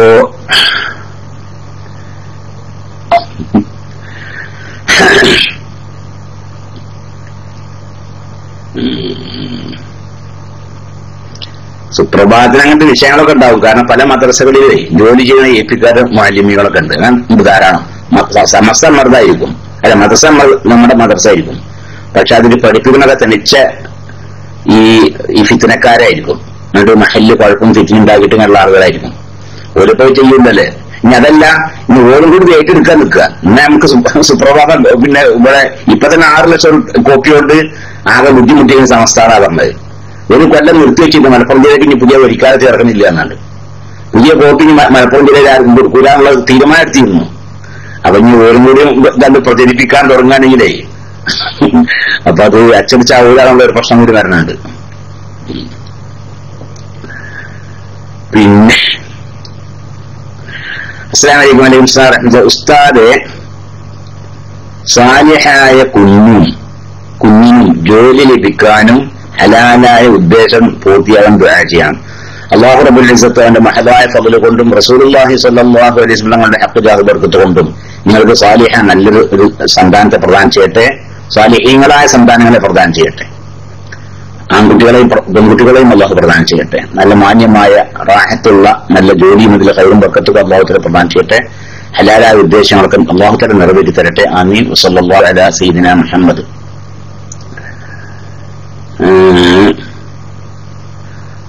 സമിഅ അല്ലാഹു ലിമൻ ഹമിദ എന്ന് കേട്ടാൽ റബ്ബനാ ലക്കൽ ഹംദ് എന്ന് പറയണമെന്നൊരു ഇബാറത്ത് കേട്ടു. അപ്പോൾ മഅ്മൂം എന്താണ് പറയേണ്ടത്? ഉസ്താദെ, നാട്ടിൽ പോവാൻ ലീവ് അതിന് പറയാം. ഇദാ ഖാല ഇമാമു സമിഅ അല്ലാഹു ലിമൻ ഹമിദ ഫഖൂലു റബ്ബനാ വലക്കൽ ഹംദ്. അങ്ങനെ ഹദീസും വിലയേറും. വഖൂലു റബ്ബനാ ലക്കൽ ഹംദ്. ഇമാമു സമിഅ അല്ലാഹു ലിമൻ ഹമിദ പറഞ്ഞാൽ നിങ്ങൾ റബ്ബനാ ലക്കൽ ഹംദ് പറഞ്ഞോളി എന്ന ഹദീസുണ്ട്. വേറെയും ഹദീസുണ്ട്. അതല്ലേ ഇമാം സമിഅ അല്ലാഹു പിന്നെ ഇമാം സല്ലല്ലാഹു ലിമൻ ഹമിദ പറയുന്നു. നബി സല്ലല്ലാഹു അലൈഹി വസല്ലം ഇത്ദാലിലേക്ക് പോയപ്പോൾ സല്ലല്ലാഹു ലിമൻ ഹമിദ പറഞ്ഞു, റബ്ബനാ ലക്കൽ ഹംദ് പറഞ്ഞു. സഹാബത്തും തന്നെ സല്ലല്ലാഹു ലിമൻ ഹമിദ പറഞ്ഞു, റബ്ബനാ ലക്കൽ ഹംദ് പറഞ്ഞു. അങ്ങനെയൊക്കെയുള്ള ഹദീസ്. അതിന് പുറമെ ഇദാ ഖാല ഇമാം സല്ലല്ലാഹു ലിമൻ ഹമിദ ഫഖൂലു റബ്ബനാ ലക്കൽ ഹംദ് എന്ന് പറയുന്ന ഹദീസ്, അത് ഇമാം സല്ലല്ലാഹു ലിമൻ ഹമിദ പറഞ്ഞാൽ നിങ്ങൾ റബ്ബനാ ലക്കൽ ഹംദ് പറയുക എന്ന ഹദീസൊക്കെ ഉണ്ട്. അങ്ങനെ പല നിലക്കുള്ള ഹദീസ് ഉണ്ട്. ബഹുമാനപ്പെട്ട ഇമാമുന ഷാഫി റളിയല്ലാഹു അൻഹു ഈ ഹദീസൊക്കെ കണ്ടിക്കണേ, ആ ഹദീസ് ഈ ഹദീസൊക്കെ കണ്ടിക്കണ്. അപ്പൊ എല്ലാ ഹദീസ് കൊണ്ടും അമൽ ചെയ്യുന്ന രീതിയിലുള്ള ഒരു കണ്ടെത്തലാണ് ബഹുമാനപ്പെട്ട ഇമാമുന ഷാഫി റളിയല്ലാഹു അൻഹു ലഭിച്ചത്. ഇതാക്കാൽ ഇമാമു സല്ലല്ലാഹു അലൈഹി വസല്ലം പറഞ്ഞ നിങ്ങൾ റബ്ബനാ ലക്കൽ ഹംദ് പറഞ്ഞോളൂ, നിങ്ങൾ സല്ലല്ലാഹു അലൈഹി വസല്ലം എന്ന് പറയണ്ട എന്നല്ല. ആ ഹദീസ് അങ്ങനെ നിങ്ങൾ പറയണ്ടെന്നില്ലല്ലോ. സല്ലല്ലാഹു അലൈഹി വസല്ലം മൗമൂമികൾ പറയണ്ടെന്നില്ലല്ലോ. അപ്പൊ ഇതക്കം നിങ്ങൾ സല്ലല്ലാഹു അലൈഹി വസല്ലം ഇമാം സല്ലല്ലാഹു അലൈഹി വസല്ലം പറഞ്ഞാൽ നിങ്ങൾ സല്ലല്ലാഹു അലൈഹി വസല്ലം മാത്രം പറഞ്ഞാൽ പോരാ, പിന്നെ എന്തും വേണം. ഇമാമിന് റബ്ബനാ ലക്കൽ ഹംദ് പറയല്ലോ, അതുപോലെ നിങ്ങൾ റബ്ബനാ ലക്കൽ ഹംദും പറയണം എന്നാണ് അതുകൊണ്ടുള്ള ഉദ്ദേശ്യം എന്ന് ബഹുമാനപ്പെട്ട ഇമാമുന ഷാഫി റളിയല്ലാഹു അൻഹു മറ്റു പല ഹദീസുകളുണ്ട്. ആ ഹദീസുകൾ കൊണ്ടെല്ലാം കൂടി അമൽ ചെയ്യുന്ന രീതിയിലുള്ള ഒരു കണ്ടെത്തലാണ് ബഹുമാനപ്പെട്ട ഷാഫി ഇമാമിന് കിട്ടിയിട്ടുള്ളത്. പിന്നെ ശരിക്കും ആരാണ് ഫിത്നക്കാര് എന്നാണ് മുറാഖിബ്, നമ്മുടെ പ്രിയപ്പെട്ട മുറാഖിബ് കുറെ കാലം വന്നിട്ട് അല്ലേ, മുറാഖിബ് ശരിക്കും ആരാണ് ഫിത്നക്കാര്, ശരിക്കും ആരാണ് ഫിത്നക്കാരെന്ന് ഞങ്ങൾ ഒരു പഠനം നടത്തിയാൽ മതി. ആദ്യം കേരളത്തിൽ യാതൊരു ഫിത്ന ഉണ്ടായിരുന്നില്ലല്ലേ, എല്ലാവരും അഹ്ലു സുന്നത്ത് ജമാഅത്തിന്റെ ആദർശം അനുസരിച്ച് അങ്ങനെ ജീവിക്കുകയായിരുന്നു. ഒരു മഹലിൽ ഒരു കുഴപ്പമില്ല, അവിടെ മഹലിലെ പള്ളി ഒരു മുദരിസ് ഇമാമോ ഖത്തീബൊക്കെ ഒരാളുണ്ടാവും, അയാളെ കുറിച്ച് ആൾക്കാർക്ക് നല്ല മതിപ്പും മറ്റേക്കാരം. അങ്ങനെയാണ് എന്ത് ചെയ്തത്, മുജാഹിദ് പ്രസ്ഥാനം വരണം. അങ്ങനെ മുജാഹിദികൾ എന്തെന്ന് വെച്ചാൽ കേരളത്തിൽ വളരെ തുച്ഛ ചില സ്ഥലങ്ങളിൽ ഫിത്ന ഉണ്ടാക്കി. അപ്പൊ അവരാണ് ഒരു ഫിത്നക്കാരവരാണ്. പക്ഷെ ആ ഫിത്ന അത്ര വ്യാപകമായില്ലല്ലേ. അത് പുളിക്കല്, അതുപോലെ തന്നെ അരീക്കോട്, അങ്ങനെ എവിടെയെങ്കിലൊക്കെ ഒരു 100 മഹലിലൊക്കെ കൂടുമ്പോൾ ഒരു മഹലിലൊക്കെ ചെറിയ ഫിത്നകൾ ഇങ്ങനെ, അതന്നെ അവര് ആളുകൾക്ക് ഇത്ര മാത്രം പിന്നെ സ്വാധീനം ഉണ്ടായില്ല. അവർക്ക് ഒന്നാം തരം വേഷവിധാനങ്ങളൊക്കെ ആളുകൾക്ക് ഒരു പണ്ഡിത വേഷ അല്ലല്ലോ അവരിക്കുന്നത്, അതുകൊണ്ട് തന്നെ ജനങ്ങൾ അതിൽ വല്ലാതെ അകപ്പെട്ടു പോയില്ല. പിന്നെ വേറെ ചില കൂട്ടരൊന്നില്ലേ, ആ കൂട്ടർ വലിയ നീളമുള്ള കുപ്പായും അന്തമുട്ട തലകെട്ടും അങ്ങനെയൊക്കെ ഓതിട്ട് പിന്നെന്ത് ചെയ്യുക, മഹലില് പള്ളി ഒരു സ്ഥലത്ത് പള്ളി ഉള്ളതിനോട് കൂടി വേറെ പള്ളി ഉണ്ടാക്കുക, ഇനി ഒരു സ്ഥലത്ത് മദ്രസ ഉള്ളതിനോട് കൂടി വേറെ മദ്രസ ഉണ്ടാക്കുക, ഈ മദ്രസന്റെ ഇടയിൽ ചുമര് വെച്ചിട്ട് അവിടെ എന്ന് വെച്ചാൽ അവിടുത്തെ മുസ്ലിങ്ങളെ ഭിന്നിപ്പിക്കുക. അപ്പൊ ആരാ ഫിത്നക്കാരുള്ള മുറാഖിബ് ശരിക്കും മനസ്സിലാക്കുക. ഒന്നുകൂടി പറഞ്ഞേണ്ട ആവശ്യമുണ്ട്. അപ്പൊ അവിടെ ഒരു സ്ഥലത്തെ സുന്നികളുടെ ഒരു മഹല്ല്, ആ മഹല്ലില് ഒരു പഴയ പള്ളിയുണ്ട് അവിടെ.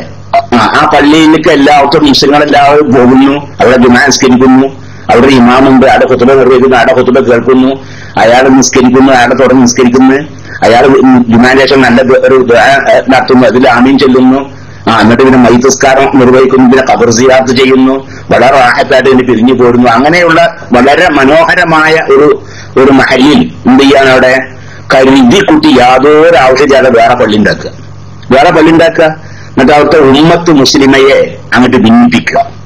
എന്നിട്ട് ജ്യേഷ്ഠൻ ഒരു പള്ളിക്ക് പോയ അഞ്ചൻ വേറെ പള്ളിക്ക്, യളാപ്പാന്റെ മകൻ ഒരു പള്ളിക്കാണ്, മൂത്താപ്പാന്റെ മകൻ വേറെ. അങ്ങനെ അവർ പരസ്പരം കലഹിച്ചുകൊണ്ട് മുസ്ലിം ഉമ്മത്ത് കലഹിച്ചുകൊണ്ട് ജീവിക്കുന്ന ഒരു അവസ്ഥ ഉണ്ടാക്കിയ ഈ വൃത്തികെട്ട ഈ പണ്ഡിത വേഷധാരികളുണ്ടല്ലോ, അവരാവുന്നു കേരളം അല്ലെ. റസൂലുള്ളാഹി സ്വല്ലല്ലാഹു അലൈഹി വസല്ലം തങ്ങളുടെ കാലശേഷം കേരളത്തിലേക്ക് ഇസ്ലാം വന്നതിന് ശേഷം ഇന്നോടേക്കുമുള്ള ചരിത്രത്തിൽ ഏറ്റവും വലിയ ഫിത്നക്കാര് അവരായിരിക്കും. അതിനേക്കാൾ വലിയൊരു ഫിത്ന കേരളത്തിൽ മുമ്പുണ്ടായിട്ടില്ല. ഒരേ വീട്ടിലെ ജ്യേഷ്ഠന്റെ കുട്ടികൾ ഒരു സമസ്തന്റെ മദ്രസക്ക് പോകാൻ അഞ്ചന്റെ കുട്ടികൾ വേറെ മദ്രസ പോവുക അല്ലേ. ഇതിനേക്കാൾ വലിയ ഫിത്ന കേരളത്തിൽ ആരാണ് ഉണ്ടാക്കിയിട്ടുള്ളത്? വല്ലാത്തൊരു ഫിത്ന, വല്ലാത്തൊരു മുഫ്തിനീങ്ങൾ. അല്ലാഹു റബ്ബുൽ ഇസ്സത്ത് അവരുടെ ഫിത്നയിൽ നിന്ന് മുസ്ലിം ഉമ്മത്തിനെ രക്ഷിക്കട്ടെ. അവർക്ക് അല്ലാഹു സുബ്ഹാനഹു വ തആല നല്ല സന്മാർഗത്തിലേക്ക് അവരെ അല്ലാഹു ആക്കുന്നില്ല എങ്കിൽ അവരുടെ ഫിത്നയിൽ നിന്ന് അല്ലാഹു സുബ്ഹാനഹു വ തആല ഈ ഉമ്മത്തിനെ രക്ഷിക്കട്ടെ എന്ന് ദുആ ചെയ്യാം. പിന്നെ ഷർത്ത് പൊട്ട് ഇടാതെ നിസ്കരിക്കുന്നവന്റെ പുറം ഭാഗത്തുള്ള ചാല് അടക്കാതെ നിസ്കരിച്ചാൽ ശരിയാവില്ല. പുറം ഭാഗത്തുള്ള ചാല് മുകൾ ഭാഗത്തു നിന്നും വളരെ ശ്രദ്ധിക്കേണ്ട വിഷയമാണ്. മുകൾ ഭാഗത്തു നിന്നും ചുറ്റുഭാഗത്തു നിന്നും ഔറത്ത് നോക്കിയാൽ കാണുന്ന അവസ്ഥ ഉണ്ടാവാൻ പാടില്ല. മുകൾ ഭാഗത്തുകൂടെ നോക്കിയാലും കാണാൻ പാടില്ല. ഔറത്താറ് മുട്ടുവെക്കലിന്റെ സ്ഥലമാണല്ലോ. അപ്പൊ മുകൾ ഭാഗത്ത് നോക്കിയാൽ കാണാൻ പാടില്ല, ചുറ്റുഭാഗത്ത് നോക്കിയാൽ പാടില്ല. ഈ ചില ആളുകളുടെ പുറത്തുനിന്ന് നല്ല ചാലുണ്ടാവും അല്ലെ? അപ്പൊ ആ ചാലിന്റെ മേലെ കൂടി നോക്കിയാൽ ചിലപ്പോ ഈ മുട്ടുപൊക്കലിന്റെ ഇടയുള്ള സ്ഥലം ഉണ്ടല്ലോ, അതിന് കാണും. അപ്പൊ അത് കാണാതിരിക്കാൻ ഇങ്ങോട്ട് പഴയ കാലത്തൊക്കെ അല്ലെ, പഴയ കാലത്തൊക്കെ ആളുകൾ ഇങ്ങനെ ഒറ്റ ഒരു മുണ്ടും ഒരു തുണി അങ്ങനത്തെ ഉണ്ടായിരുന്നു ആളുകൾക്ക്. ഇപ്പോഴത്തെ മാതിരി ബനിയനും കുപ്പായും ട്രൗസറും അതൊക്കെ പഴയ കാലത്ത് കുറവാണ്. അധികം ആളുകൾക്കും ഒരു തുണി ഉണ്ടാകും, പിന്നെ ഒരു മേലുമുണ്ടും ഉണ്ടാകും. അതാ. അപ്പൊ അവരതുകൊണ്ട് നിസ്കരിക്കുമ്പോൾ എന്ത് ചെയ്തിട്ടുണ്ട, അവർ ആ മുണ്ടിന്റെ ഒരു തലമൻ ഇടും അല്ലേ? എന്നിട്ട് ഒരു തല കൊണ്ടിട്ട് പുതച്ചിട്ട് അതിന്റെ മറ്റേ ഒരു തല എന്ത് ചെയ്യും, ആ ചാലിലുണ്ടല്ലോ, ആ ചാലിലുണ്ട് കുത്തി വെക്കും, അത് തിരികെ വെക്കും. എന്റെ പ്രിയ സഹോദരന്മാർ, നിങ്ങളും ചിന്തിച്ചു നോക്കിയപ്പോ ഇവിടെ ഈ ചെങ്ങായിക്ക് എന്നും ഈ മദ്രസ കത്തിക്കലിന്റെ പണിയില്ലേ? മൂപ്പർക്കുണ്ട് എന്നും ഒരു മദ്രസ കത്തിക്കലും ഒരു ഖുർആൻ കത്തിക്കലും. എന്നിട്ട് ആരാണ് കത്തിച്ചത് ചോദിച്ചാതില്ല. ഞാൻ അല്ലേ, ആരാണ് കത്തിച്ചത്? മൂപ്പര് പത്ത് കേട്ടുമ്പോ ചെറുശ്ശേരിസ്ഥാനെ പോയി കത്തിച്ച ഭാര്യയുണ്ട്, അല്ലെങ്കിൽ ഹമീദ് ഫൈസിയോ ആരെങ്കിലും കത്തിച്ച ഭാര്യയുണ്ട്. എന്നിട്ട് മൂപ്പർ എങ്ങനെ ആരാണ് കത്തിച്ചത് അത് ആർക്കും അറിയില്ല, കത്തിച്ചില്ലേന്നാ എന്നും മൂപ്പർക്കുള്ളത്. എനിക്കെന്നെ ഈ PM എത്ര പ്രാവശ്യം നിൽക്കുന്നുണ്ട്. അത് പോട്ടെ. അപ്പൊ പഴയ കാലത്തുള്ള ആളുകളെ വളരെ സൂക്ഷ്മതയോടുകൂടി സ്കെച്ച് ചെയ്യുന്ന കാര്യം അല്ലെ, അവർക്ക് ധരിക്കാൻ വസ്ത്രം വളരെ കുറവാണ്. ഒരു തുണിയുണ്ട്, അതിന് പറഞ്ഞ ഒരു മേലുമുണ്ട് മാത്രമാണ്. ആ മേലുമുണ്ട് കൊണ്ട് അവരെന്തെല്ലാം സുന്നത്തെടുക്കുന്നുണ്ട് അല്ലേ? തലമറക്കുവാനുള്ള സുന്നത്തെടുക്കുന്നത്, പിന്നെ പെരടി മറക്കാനുള്ള സുന്നത്തുണ്ട്, അതും എടുക്കുന്നു അല്ലെ? പിന്നെ നിസ്കാരം ബാത്തിലാവരുത്, സഹിയാവണല്ലോ, അതിനെ അവർക്ക് കാണരുത്, അവർക്ക് ശരിക്കും മറക്കണം. അതിനുവേണ്ടി ആ മുണ്ടിന്റെ ഒരു തല ആ പുറത്തുള്ള ആ ചാലിൽ തിരികെ വെക്കുകയും ചെയ്യുന്നു. അപ്പൊ അതൊക്കെ വളരെ സൂക്ഷിച്ചിരുന്നു. ഇപ്പോഴാണ് ഇപ്പൊ അതൊന്നുമില്ലാതെ കുട്ടികൾ ഇങ്ങനെ അവിടത്തൊക്കെ ഒഴിവാക്കി നിസ്കാരമൊക്കെ തുടങ്ങിയത്. അപ്പൊ ഒരു ബക്കറ്റ് വെള്ളത്തിൽ വലിയ അശുദ്ധി കുളിക്കാമോ? തെറിക്കാൻ സാധ്യത ഉണ്ട്. തെറിക്കരുത്. ഒരു ബക്കറ്റ് അത് തെറിക്കാൻ സാധ്യത, തെറിച്ചാൽ പറ്റൂല. ഒരു ബക്കറ്റിലേക്ക് കൂടുതലൊക്കെ തെറിച്ച് നിൽക്കുക. ഫർദുലിബിയൊക്കെ പെട്ട വെള്ളം, അതായത് ജനാബത്ത് ഉയർത്തുന്ന ആദ്യം ശരീരത്തിന് വീഴുന്ന ആ വെള്ളം ഉണ്ടല്ലോ, ആ വെള്ളത്തിന് കൂടുതലൊക്കെ ആ ഒരു ബക്കറ്റിലേക്ക് തെറിച്ചു നിൽക്കുക. എന്നാ പറ്റൂല. കുറച്ചൊക്കെയാണ്, എന്നാലും തിരക്കിടില്ല. അതിനിപ്പോ നമ്മൾ പല പ്രാവശ്യം പറഞ്ഞത്, ആ തെറിച്ചതിനെ നമ്മൾ വെള്ളം പകർച്ചയാക്കുന്ന ഒരു വസ്തുവായി സങ്കല്പിക്കുക. ഉദാഹരണം പറയുകയാണെങ്കിൽ, ആ തെറിച്ചത് 10 തുള്ളി വെള്ളം തെറിച്ചത്, ആ 10 തുള്ളി വെള്ളത്തെ നമ്മൾ എന്ത് സങ്കല്പിക്കുക? അത് എന്താണ്? ഉദാഹരണം പറയുകയാണെങ്കിൽ ഒരു പനനീർ വെള്ളത്തിന്റെ തുള്ളിയാണ് അത് സങ്കല്പിക്കുക. അപ്പൊ ആ 10 തുള്ളി ആ ബക്കറ്റിൽ എത്ര വെള്ളമൊന്നും അറിയാനല്ല, ആ ബക്കറ്റിലുള്ള വെള്ളത്തിലേക്ക് ഈ 10 തുള്ളി പനനീർ വെള്ളം ആണ് വീഴുന്നത് എങ്കിൽ പിന്നീട് ആ വെള്ളത്തിനെ കുറിച്ച് പിന്നെ വെള്ളം എന്ന് പറയൂല, ഇനി പനനീർ വെള്ളമേ പറയുള്ളൂ. അത്രമാത്രം പകർച്ചയാവും. എന്നാൽ അത് പറ്റൂല, പിന്നെ ഉപയോഗിക്കാൻ പറ്റൂല. അതേസമയത്ത് 1 തുള്ളിയോ 2 തുള്ളിയൊക്കെ ഉറ്റിട്ടുള്ളൂ, 1 or 2 തുള്ളി പനനീർ വെള്ളം അത്രയും വെള്ളത്തിലേക്ക് പിന്നെ ഉറ്റി വീണാല് പിന്നെ അതിനിങ്ങനെ അത്ര വലിയ പകർച്ച ഉണ്ടാവില്ല. ആ രീതിയിലാണ് പറ്റും ചെയ്യും. അപ്പൊ അങ്ങനെയാണ്. അപ്പൊ ബക്കറ്റിൽ എത്ര വെള്ളമുണ്ട്, എത്ര തെറിച്ചിരിക്കുന്നു എന്നൊക്കെ നോക്കണം. അതിനെക്കുറിച്ച് ഞാൻ ചുരുങ്ങി കുറച്ചൊക്കെ ഉള്ളു തെറിച്ചിരിക്കണമെങ്കിൽ അതുകൊണ്ട് കുഴപ്പമില്ല. നേരെ മറിച്ച് കൂടുതൽ തെറിച്ചിട്ടുണ്ടെങ്കിൽ അത് പിന്നെ ഉപയോഗിക്കാൻ പറ്റുക. ഈ വിഷയമൊക്കെ പറഞ്ഞത് ആദ്യത്തെ പ്രാവശ്യം ഉള്ള തെറിക്കലാണ്. ശരീരത്തിൽ വലിയ ശുദ്ധി ഉയർത്തുമ്പോഴേ ശരീരത്തിന്റെ ആദ്യം കഴിയ ഭാഗമുണ്ടല്ലോ, ആ വെള്ളം തെറിക്കുമ്പോഴാണ് പ്രശ്നങ്ങൾ. അതായത് രണ്ടാമതും മൂന്നാമതൊക്കെ പ്രാവശ്യം ശരീരത്തിലേക്ക് വെള്ളം ഒഴിക്കുമ്പോൾ തെറിച്ചതാണെങ്കിൽ അതുകൊണ്ട് വിരോധമില്ല. കാരണം അത് സഭയിൽ ഉപയോഗിക്കപ്പെട്ടതല്ല, അതുകൊണ്ട് തന്നെ. പിന്നെ എന്താണ് ഔഡിങ്സ് ലേശം കൊടുക്കുന്നതിന്റെ എന്താണ് എനിക്കത് അറിയില്ലട്ടാ. എനിക്ക് ഇംഗ്ലീഷ് അങ്ങനെയില്ലാതെ അറിയില്ല. പക്ഷെ ബില്ലിങ്ങിനാണല്ലേ, ബില്ലിങ്ങിന് ഇതിന് BU വേണ്ടേ? പിന്നെ നമുക്ക് തിരിച്ചിട്ടുണ്ട്. ബില്ലിങ് ലൈസൻസ് കൊടുക്കുന്നതിന്റെ വിധിയോ എന്താണ് ലൈസൻ എന്താണ്? LEASI എന്നാൽ എന്താണ്? വാടക കൊടുക്കണേ ചോദിച്ചാ ബിൽഡിംഗ് വാടക കൊടുക്കാൻ എന്താണ്? എന്താണ് അത് അനുവദനീയമാണ്? എന്താ അതൊക്കെ ചോദിക്കാന്? ബിൽഡിംഗ് വാടക കൊടുക്കാൻ എന്താണ് അനുവദനീയമാണ്? അതിന്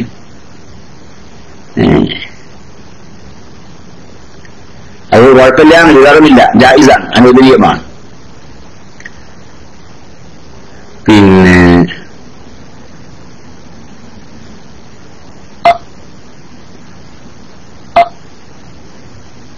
ഉസ്താദെ 2 ചോദ്യങ്ങൾ. ഒന്ന്, ജുമയില്ലാത്ത നിസ്കാരപ്പള്ളിയിൽ ഏറ്റിക്കാഫ് ഇരുന്നാൽ ഇരിക്കാൻ പറ്റുമോ? കൂലി കിട്ടുമോ?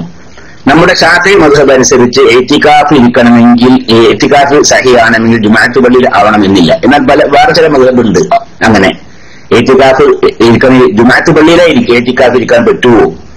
അത് സഹിയാവുകയുള്ളൂ. സാധാരണ നിസ്കാര പള്ളിയിലല്ലോ, അതിൽ ഏറ്റിക്കാഫ് ഇരുന്നാൽ സഹിയാവുകയില്ല എന്ന് പറയുന്ന മദ്ഹബുണ്ട്. എന്നാൽ ഷാഫി മദ്ഹബിൽ അങ്ങനെയല്ല. ഷാഫി മദ്ഹബില് പള്ളിയായിട്ട് വഖഫ് ചെയ്താൽ മതി. അത് ജുമാഅത്ത് പള്ളി ആവട്ടെ നിസ്കാര പള്ളി ആവട്ടെ, എങ്ങനെയാലും ഏറ്റിക്കാഫ് ഇരുന്നാൽ കൂലി കിട്ടും. പക്ഷെ ഏറ്റവും അഫ്ളൽ ജുമാഅത്ത് പള്ളിയിൽ ഏറ്റിക്കാഫ് ഇരിക്കലാണ്. അതാണ് ഷാഫി മദ്ഹബ്. പിന്നെ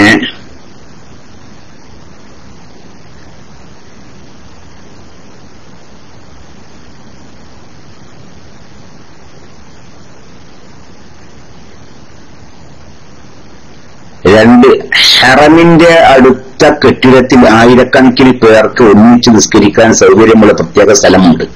ഹറമിലെ ജമാഅത്തുകളിൽ അവിടെ തുടരുന്നുണ്ട്. ഇത് സഹിയാകുമോ? അവിടെ ഹറമിന്റെ അങ്ങനത്തെ വിഷയങ്ങളുള്ളത്, അതായത് പള്ളിയിലും പുറത്തും ആളുകളുണ്ട്. എന്നാല് ഈ പള്ളിയിലുള്ള ആ ജമാഅത്തുണ്ടല്ലോ, ആ ജമാഅത്തിന്റെ അവസാനത്തെ സഫും പിന്നീടുള്ള ആ ബിൽഡിങ്ങിന്റെ മേലെ ഉണ്ടാകുന്ന അവരും കൂടി ഇടയിൽ 300 മുഴത്തിനേക്കാളും കൂടുതലുണ്ട് നിൽക്കുക.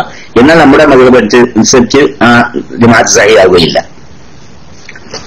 അതേസമയത്ത് ഇപ്പോ ഹറമിലൊക്കെ ആണെങ്കിൽ പള്ളിയുള്ളിൽ കുറെ ആളുകൾ ഉണ്ടാവും, പിന്നെ ഹറമിന്റെ പുറത്തുള്ള കമ്പൗണ്ടിലും കുറെ ആളുകൾ ഉണ്ടാവും അല്ലെ. അങ്ങനെ ജമാഅത്ത് അങ്ങനെ തുറന്നിട്ടുണ്ട്. അതിന്റെ അവസാനത്തെ സഫുണ്ട്.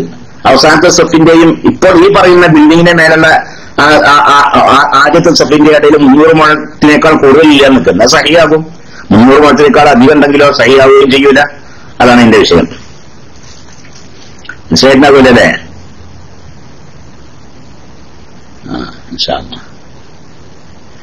ഉസ്താദെ, അവയവദാനം വിധി എന്താണ്? കിഡ്നി, കണ്ണ്, മരണശേഷം ഓർ മുമ്പ്? എങ്ങനെയും പറ്റൂല. മരണശേഷവും പറ്റൂല, ദാനം ചെയ്യാൻ പറ്റൂല. മരണശേഷവും ചെയ്യാൻ ദാനം ചെയ്യാൻ പറ്റൂല. മരണശേഷം എങ്ങനെ ദാനം ചെയ്യാ? ആരും മരിച്ചില്ലേ, ഇങ്ങനെ ദാനം ചെയ്യാ അല്ലേ? അത് പിന്നെ വസിയത്തിലാണ് അല്ലേ? അതും പറ്റൂല. ഒരാൾ ജീവിച്ചിരിക്കെ അയാളുടെ അവയവം ആർക്കെങ്കിലും മുറിച്ചു കൊടുക്കാൻ പാടില്ല, ദാനം ചെയ്യാൻ പറ്റുകയില്ല. ഇനി എന്റെ മരണശേഷം എന്റെ അവയവത്തിന്റെ ഇന്ന ഭാഗം മുറിച്ചിട്ട് ഇന്നാൾക്ക് കൊടുക്കണം എന്ന് വസിയത്ത് ചെയ്യാനും പറ്റുകയില്ല.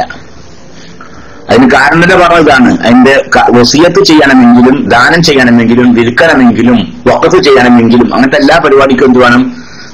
ഉടമസ്ഥാവകാശം വേണം. ഞാൻ ഒരു സാധനം വിൽക്കണമെങ്കിൽ എനിക്ക് ഉടമപ്പെട്ടതാണെങ്കിലേ പറ്റുള്ളൂ. എനിക്ക് ഉടമസ്ഥാവകാശം ഉള്ളതല്ല എനിക്ക് വിൽക്കാൻ പറ്റുമോ? എനിക്ക് ദാനം ചെയ്യാൻ പറ്റുമോ? എനിക്ക് വസിയത്ത് ചെയ്യാൻ പറ്റുമോ? അതില്ലായെങ്കിലും ചെയ്യാൻ പറ്റുമല്ലോ. അപ്പൊ അതാണ് അതിന്റെ പ്രധാന കാരണം. പിന്നെ ബക്കറ്റിൽ കൈയിട്ട് ഒഴിവ് ചെയ്യാൻ മസാല ഉണ്ടോ? ഉണ്ട്. ബക്കറ്റിൽ കൈയിട്ട് ഒന്നുണ്ടെങ്കിലേ ഒഴിവ് ചെയ്യാൻ കോരിയെടുക്കുന്ന നിലത്തോടു കൂടി ആണെങ്കിൽ പറ്റും. കോരിയെടുക്കുക എന്ന നിലത്തോടു കൂടി. എന്താണ് അങ്ങനെ പറഞ്ഞത് എന്ന് പറഞ്ഞാലേ, ഫർളിൽ ഉപയോഗിക്കപ്പെട്ട നിങ്ങൾ ഈ ആള് പറഞ്ഞ ഞാൻ പറഞ്ഞു കേൾക്കണ്ട, ആ ചോദിച്ചാൽ പറഞ്ഞ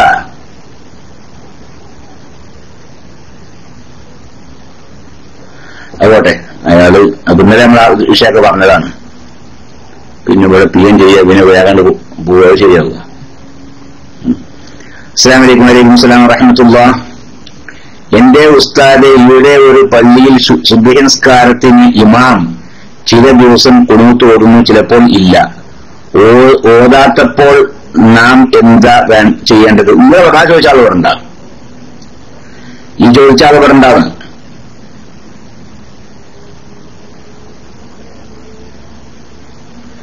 ഈ ചോദ്യകർത്താവ് ഇവിടെ ഉണ്ടാ ആടില്ല, അതും പോട്ടെ. ഉണ്ട്. നിങ്ങൾക്കൊരു എസ് അടിക്ക് അത്ര പ്രയാസം വേറെ അടിച്ചൂടെ? ഒരു എസ് അടിച്ചാൽ അത്ര മതില്ല, ഒരു ഉള്ള സെറ്റുപാടായി നിൽക്കണം, അത്രയും താമസിക്കേണ്ട ആവശ്യമുണ്ട. ഏതായാലും പിന്നെ സുബഹിക്ക് ഖുനൂത്ത് നിർബന്ധമല്ല, സുന്നത്താണ്. അപ്പൊ നിങ്ങൾ കരുതിക്കൂട്ടി സുബഹിക്ക് ഖുനൂത്ത് ഓതാതെ നിസ്കരിച്ച് നിൽക്കുക, എന്നാലും നിസ്കാരം സഹിയാകും. അപ്പൊ നിങ്ങൾ നിങ്ങളുടെ ഇമാം ഇടക്ക് ഖുനൂത്ത് ഓതൂല. അങ്ങനെ ആകുമ്പോ ഓടുന്ന ഓതിന്റെ കൂടിയിട്ടും ഓതാത്ത ദിവസം നിസ്കാരം സഹിയാവും, ഖുനൂത്ത് ഓതി കൂടിയിട്ടില്ലെന്ന് മാത്രം. മനസ്സിലായിട്ടുണ്ടാവൂലല്ലേ? പിന്നെ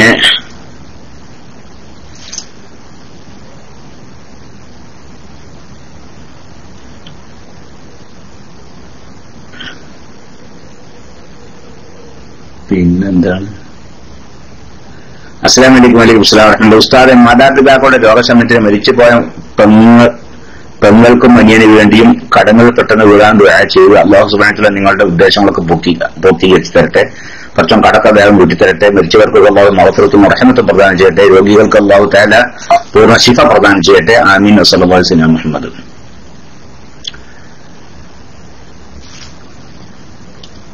ബക്കറ്റിൽ നിങ്ങൾ നേരത്തെ പറയുമ്പോന്ന് വെച്ചപ്പോ നിങ്ങൾ ചെയ്തില്ല. ബക്കറ്റ് ഉള്ളൂ കൈയിട്ട് ഉളു ചെയ്യാൻ മസ്അല ഉണ്ടോ? ബക്കറ്റിൽ നിന്ന് കോരി ഉളു ചെയ്യുന്ന രൂപം പറ്റുന്നു. ഞാൻ കോരി എടുക്കുകയാണ് എന്ന നിയത്തോടു കൂടി ആണെങ്കിൽ പറ്റും. ബക്കറ്റിലേക്ക് കാറ്റ് ഉളു ചെയ്യാതെ ബക്കറ്റിൽ നിന്ന് കൈകൊണ്ട് മുക്കി പുറത്തേക്ക് കാറ്റിൽ നിന്ന് ഉളു ചെയ്യാം. അപ്പൊ പക്ഷെ അവന്റെ മനസ്സിലെന്തായിരിക്കണം? ഞാനിത് കോരി എടുക്കുകയാണ് എന്ന ഉദ്ദേശത്തോടു കൂടി ആവണം. എന്നാ ബക്കറ്റിൽ ചുരുങ്ങിയ കുറച്ച് വെള്ളമുള്ളൂ നിൽക്കുന്നാലും അതിൽ കൈയിട്ട് ഉളു ചെയ്യാവുന്നതാണ്. മൂത്രം ഒഴിച്ച് കഴിഞ്ഞു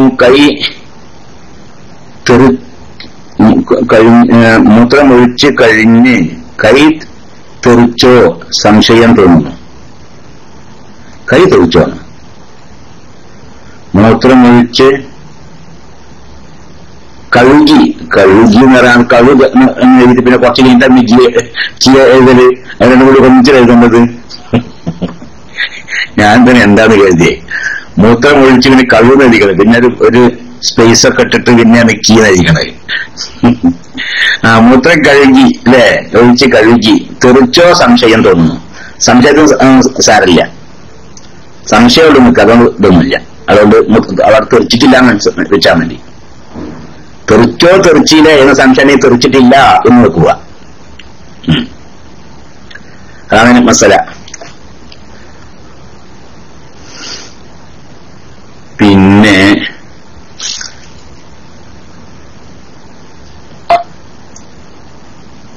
കള്ളമുടി തിരുകേശമാണെന്ന് മനസ്സിലാക്കി ഏപിക്കാർക്ക് മനസ്സിലാക്കാൻ പറ്റും. നമ്മുടെ ഉസ്താദുമാരെ നല്ല കുറച്ച് പ്രഭാഷണം തിരഞ്ഞെടുത്ത് ടിവിയിൽ ആക്കി നമ്മളെ ഈ സമയത്തല്ല, അതൊക്കെ ഇപ്പോഴല്ല, പ്രത്യേക നിർദ്ദേശങ്ങളൊക്കെ ചെയ്ത് ഈ സമയത്ത് ഈ അമൂരിന്റെ മസ്നവി പോലെയുള്ള ഈ സാങ്കേതിക വിദ്യകൾക്ക് അറിയുന്ന ആളുകൾക്ക് അത് ടെക്സ്റ്റ് ചെയ്യുക.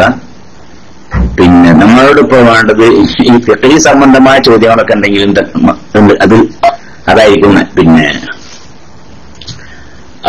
അങ്ങനെ ചെയ്താൽ മതി. കല്ലുകൊണ്ട് മനോഹരം ചെയ്യുന്ന രൂപം, കല്ലുകൊണ്ട് മനോഹരം ചെയ്യുന്നത് രൂപം എന്ന് പറഞ്ഞാല് അത് എന്താ പറഞ്ഞിപ്പോ കല്ലുകൊണ്ട് മനോഹരം ചെയ്യാൻ രൂപം പഠിപ്പിച്ചല്ല, എല്ലാവർക്കും അറിയുന്നല്ലേ. ഏറ്റവും ചുരുങ്ങിയത് 3 പ്രാവശ്യം തടവണം. ഒന്നുകിൽ ഒരു കല്ലിന്റെ 3 ഭാഗങ്ങൾ കൊണ്ട് തടവണം.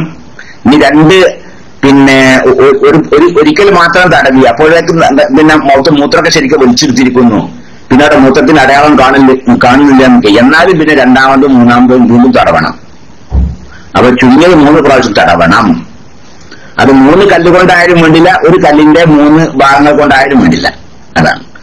പിന്നെ ആ കല്ല് നനഞ്ഞ കല്ലെന്നാകരുത്, ഉണങ്ങിയ മൂത്രം വലിച്ചെടുക്കുന്ന മൂത്രം കൊണ്ട് വലിച്ചെടുക്കുന്ന രീതിയിലുള്ള ഉണങ്ങിയ കല്ലുകൊണ്ടായിരിക്കണം.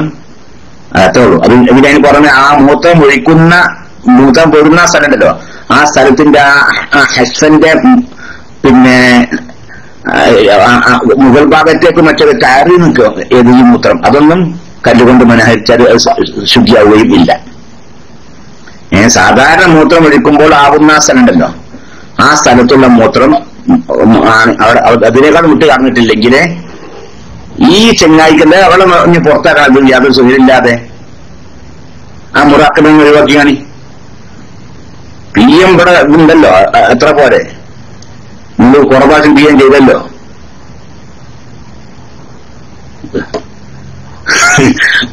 അതിനെ വീണ്ടും അങ്ങനെ എന്റെ സഹോദരങ്ങൾ ഇവിടെ നിങ്ങൾ PM വായിച്ചിട്ടുണ്ട്. ഇവിടെ എനിക്ക് PM ചെയ്തിട്ടുണ്ട്. അതിന് പുറമെ നിങ്ങൾ ഇവിടെ പബ്ലിക്കായി ടച്ച് ചെയ്യുന്നുണ്ട്. അതൊക്കെ വായിച്ചാൽ പോലെ പിന്നെ ഇങ്ങനെ ടച്ച് ചെയ്തുകൊണ്ടിരിക്കണം, ശല്യപ്പെടുത്തരുത്.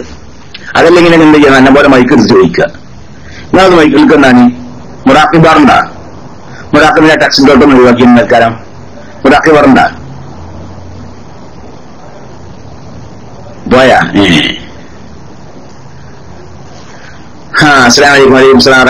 ജംഉം ഖസ്റും ആക്കിയ ഒരാൾ അസറിന്റെ സമയത്ത് പള്ളിയിൽ എത്തി അവിടെ ജമാഅത്ത് നടക്കുന്നു, അതിൽ പങ്കെടുക്കണോ ളുഹ്ർ നിസ്കരിക്കുകയാണോ വേണ്ടത്? എന്നാൽ എന്തായാലും അല്ല, പിന്തിച്ചയമാക്കിയ ആളാണ് നിൽക്കുക. ളുഹ്റും അസറും കൂടി അസറിന്റെ സമയത്ത് പിന്തിച്ചയമാക്കിയ ആളാണ്. എന്നാൽ അയാൾ പള്ളി കയറിയ സമയത്ത് അവിടെ അസറിന്റെ ജമാഅത്ത് നടക്കും നിൽക്കുക. അത് തുടരാൻ വിരോധമില്ല. അസർ നിസ്കരിച്ചിട്ട് ളുഹ്ർ നിസ്കരിച്ചാലും മതി. പിന്തിച്ചയമാക്കാണെങ്കിലേ ആദ്യത്തെ നിസ്കാരം ആദ്യം നിസ്കരിക്കണം എന്നില്ല. രണ്ടാമത്തെ നിസ്കാരം ആദ്യം നിസ്കരിച്ച് പിന്നീട് ആദ്യത്തെ നിസ്കാരം നിസ്കരിച്ചാലും മതി. ആദ്യം അസർ നിസ്കരിച്ച് ളുഹ്ർ നിസ്കരിച്ചാൽ മതി എന്നർത്ഥം. അപ്പൊ പള്ളിയിൽ അസർ നിസ്കാരം നടക്കുകയാണ്, അതിൽ തുടരാവുന്നതാണ്. പക്ഷെ ഒരു വിഷയമുണ്ട്, അവിടെ അസറാക്കാൻ പറ്റൂല. പിന്നെ ഏത് അസറിൽ അസറാക്കാൻ പറ്റൂല. പൂർത്തിയാക്കി നിസ്കരിക്കുന്ന ആളോട് തുടർന്ന് നിൽക്കുക ഒരാൾ, അസറാക്കി നിസ്കരിക്കുന്ന ഒരാള്, എന്നാൽ പിന്നെ അയാളെന്ത് ചെയ്യണം, പിന്നെ പൂർത്തിയാക്കി നിസ്കരിക്കണം ആ നിസ്കാരം. അപ്പൊ അയാൾ അസർ ഇമാമ പൂർത്തിയാക്കി നിസ്കരിക്കുന്ന ആളായിരിക്കുമല്ലോ, അപ്പൊ അയാൾ അസർ പൂർത്തിയാക്കി നിസ്കരിക്കണം. പക്ഷെ പിന്നീട് അതിന് ശേഷം ളുഹ്ർ നിസ്കരിക്കുമ്പോൾ അസറാക്കി രണ്ടരക്കത്ത് നിസ്കരിച്ചാൽ മതി. മനസ്സിലായില്ലേ? ഖിബ്ല അറിയാതെ നിസ്കരിച്ച നിസ്കാരം ഖളാ കൂട്ടണം, വേണം. പിന്നെ ഖിബ്ല അറിയാതെ നിസ്കരിച്ചതല്ല, ഖിബ്ല ഒരു സ്ഥലത്താണ്, ഇന്ന ഭാഗത്താണ് ഖിബ്ല എന്ന് മനസ്സിലാക്കി അങ്ങനെ നിസ്കരിച്ചു. പിന്നീട് ബോധ്യപ്പെട്ടു അയാൾക്ക്, എന്ത്, ഞാൻ ആ നിസ്കരിച്ച നിസ്കാരം ഖിബ്ലന്റെ ഭാഗത്തേക്കായിട്ടില്ല, ഞാൻ തെറ്റായിരുന്നു എന്ന കാര്യം ബോധ്യപ്പെട്ടു. എന്നാൽ അങ്ങനെ നിസ്കരിച്ചതൊക്കെ മടക്കി നിസ്കരിക്കണം. അങ്ങനെ നിസ്കരിച്ചതൊക്കെ മടക്കി നിസ്കരിക്കണം. തെറ്റായിരുന്നു എന്ന് ബോധ്യപ്പെട്ടാൽ, നേരെ മറിച്ച് അത് അറിയാം അവനക്ക്, നവീന പ്രശ്നം അവൻ കുറ്റക്കാരനൊന്നല്ല. അവന് ഇന്ന ഭാഗത്താണ് ഖിബ്ലയാണ് അവൻ മനസ്സിലാക്കിയത്, അവനങ്ങനെ വിവരം കിട്ടിയത്, അങ്ങനെ ആ ഭാഗത്തേക്ക് തിരിഞ്ഞ് നിസ്കരിച്ചു. സംഗതിയാണെങ്കിലോ അത് അവൻ ആ മനസ്സിലാക്കിയ ഭാഗത്തല്ല ഖിബ്ല, പക്ഷെ അത് ആ കാര്യം അവൻ അറിഞ്ഞിട്ടില്ല, എന്നാൽ അവൻ നിസ്കാരം സഹിയാണ്.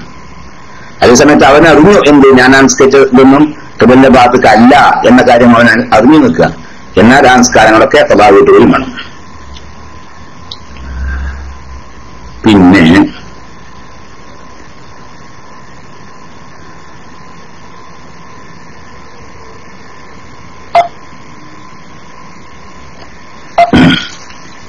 കല്ലുകൊണ്ട് മുറ്റി, ഇനിയിപ്പോ എന്താ ഞാനിത് കല്ലുകൊണ്ട് മണിക്കുന്ന രൂപം ഇങ്ങനെ പറയുന്നത്, ഇനിയിപ്പോ ഒന്ന് കാണിച്ചേരണം അങ്ങനെയല്ലേ? എന്താണ് സഹോദരന്മാരതൊക്കെ? അത്രയല്ലേ പറയുള്ളൂ. അത് മരിക്കുന്ന രൂപം പറഞ്ഞു. ഇന്ന പോട്ടെ. അസ്സലാമു അലൈക്കും. വലൈക്കും സലാം വറഹ്മത്തുള്ളാഹി. ഉസ്താദെ, റിയാദിൽ നല്ല പൊടിക്കാറ്റ് ആണ്, കാലാവസ്ഥ ശരിയാവാൻ ഉസ്താദ് ദുആ ചെയ്യൂ. അല്ലാഹു സുബ്ഹാനഹു വ തആല വിഷമത്തിലും ബുദ്ധിമുട്ടിലും ഒന്നും പെടുത്താതിരിക്കട്ടെ, യാതൊരു മുസീബത്തിലും അള്ളാഹു റബ്ബുൽ ഇസ്സത്ത് പെടുത്താതിരിക്കട്ടെ. അള്ളാഹു എപ്പോഴും അള്ളാഹുവിന്റെ ഹിഫ്ലിലും അള്ളാഹുവിന്റെ അമാനിലും ആക്കി തരട്ടെ. ആമീൻ. വസ്സലാമു അലൈഹി മുഹമ്മദ്. പിന്നെ അസ്സലാമു അലൈക്കും. വലൈക്കും സലാം വറഹ്മത്തുള്ളാഹി. അസറിന് ആർത്തവം നിന്ന സ്ത്രീ ളുഹ്റും കൂടി നിസ്കരിക്കണം, അത് വേണം. അസർ സമയത്താണ് ഒരു പെണ്ണിന്റെ ആർത്തവം നിന്നത്, എന്നാൽ അവള് കുളിച്ച് നിസ്കരിക്കുന്ന സമയത്ത് ളുഹ്റും നിസ്കരിക്കണം, അസർ നിസ്കരിക്കണം. അതുപോലെ മഗ്രിബും ഇശാന്റെ സമയത്താണ് ഒരു പെണ്ണിന്റെ ആർത്തവം പിന്നെ ഹൈദ് മാറിയത്, എന്നാൽ കുളിച്ചതിന് ശേഷം ഇശ നിസ്കരിച്ചാൽ മാത്രം പോരാ, എന്തും വേണം, മഗ്രിബ് ഖളാ വീട്ടുകയും വേണം. കാരണം അത് ജമാഅത്ത് നിസ്കരിക്കപ്പെടുന്ന നിസ്കാരങ്ങളാണല്ലോ, അതുകൊണ്ട് തന്നെ. അസ്സലാമു അലൈക്കും. വലൈക്കും സലാം. ഉസ്താദെ, ഒരു വലിയ അശുദ്ധിക്കാരൻ ബക്കറ്റിൽ നിന്ന് കോരി കുളിക്കുമ്പോൾ ബക്കറ്റിലേക്ക് കുളിക്കുന്ന വെള്ളം തെറിക്കുന്നത് കൊണ്ട് ആ കുളി സഹിയാകുന്നു. പുറത്താണ് ഞാനിപ്പോ മറുപടി പറഞ്ഞത്. നിങ്ങളിപ്പോ ആള് പറഞ്ഞപ്പോ ഈ ചോദിച്ച ആള് പറഞ്ഞ ഇപ്പൊ ഒരു 5-10 മിനിറ്റ് മുമ്പ് മറുപടി പറഞ്ഞതാണ്. നിങ്ങൾ പറഞ്ഞ ഞാൻ പറഞ്ഞ നിങ്ങൾ കേൾക്കണ്ട? ഉണ്ട്. ബക്കറ്റിൽ വെള്ളം നിറച്ച് അതിൽ നിന്ന് കോരിട്ട് ജനാബത്ത് കുടിക്കുകയാണ്. അപ്പോ ഫർളിൽ ഉപയോഗിക്കപ്പെട്ട വെള്ളം കൊണ്ട് ശുദ്ധിയാക്കാൻ പറ്റൂല. ഫർളിൽ ഉപയോഗിക്കപ്പെട്ട വെള്ളം എന്ത് ചെയ്യാൻ പറ്റില്ല? ശുദ്ധിയാക്കാൻ പറ്റൂല. പിന്നീട് അത് ശുദ്ധിയാക്കാൻ പറ്റൂല. ഫർള് എന്ന് പറഞ്ഞാണ് ഒരു പ്രാവശ്യം കഴുകലാണ് ഫർള്. അപ്പൊ വലിയ ശുദ്ധി ഉയർത്തുന്ന സമയത്ത് ശരീരം മുഴുവൻ ആദ്യത്തെ ഒരു പ്രാവശ്യം നനക്കുമല്ലോ, അതാണ് ഫർള്. ആ നനക്കുന്ന സമയത്ത് ആ വെള്ളത്തിൽ നിന്ന് കൂടുതൽ ആ ബക്കറ്റിലേക്ക് തെറിച്ചു നിൽക്കുക. കുറച്ചൊന്നല്ല, 1-2 തുള്ളിയൊന്നല്ല, കൂടുതൽ തെറിച്ചു. എന്നാൽ പിന്നെ ആ വെള്ളം ഉപയോഗിക്കാൻ പറ്റൂല. നേരെ വെച്ച് കുറച്ചേ തെറിച്ചിട്ടുള്ളൂ, എന്നാൽ അതുകൊണ്ട് കുഴപ്പമില്ല. അതുപോലെ തന്നെ ഇനി 2ാമത്തെയും 3ാമത്തെയൊക്കെ പ്രാവശ്യം കഴുകുന്ന സമയത്താണ് തെറിച്ചത്, എന്നാലും കുഴപ്പമില്ല. ആദ്യത്തെ പ്രാവശ്യം കഴുകുന്നതാണ് ഫർള്. ആ വെള്ളം തെറിച്ചാലാണ് കുഴപ്പമുള്ളത്. മനസ്സിലായിട്ടുണ്ടാവില്ല അല്ലേ? മനസ്സിലാക്കണ ഈ പറഞ്ഞ മനസ്സിലാക്കണാണ് ഇത്. ഈ ചോദിച്ചാൾക്ക് മനസ്സിലാക്കണ.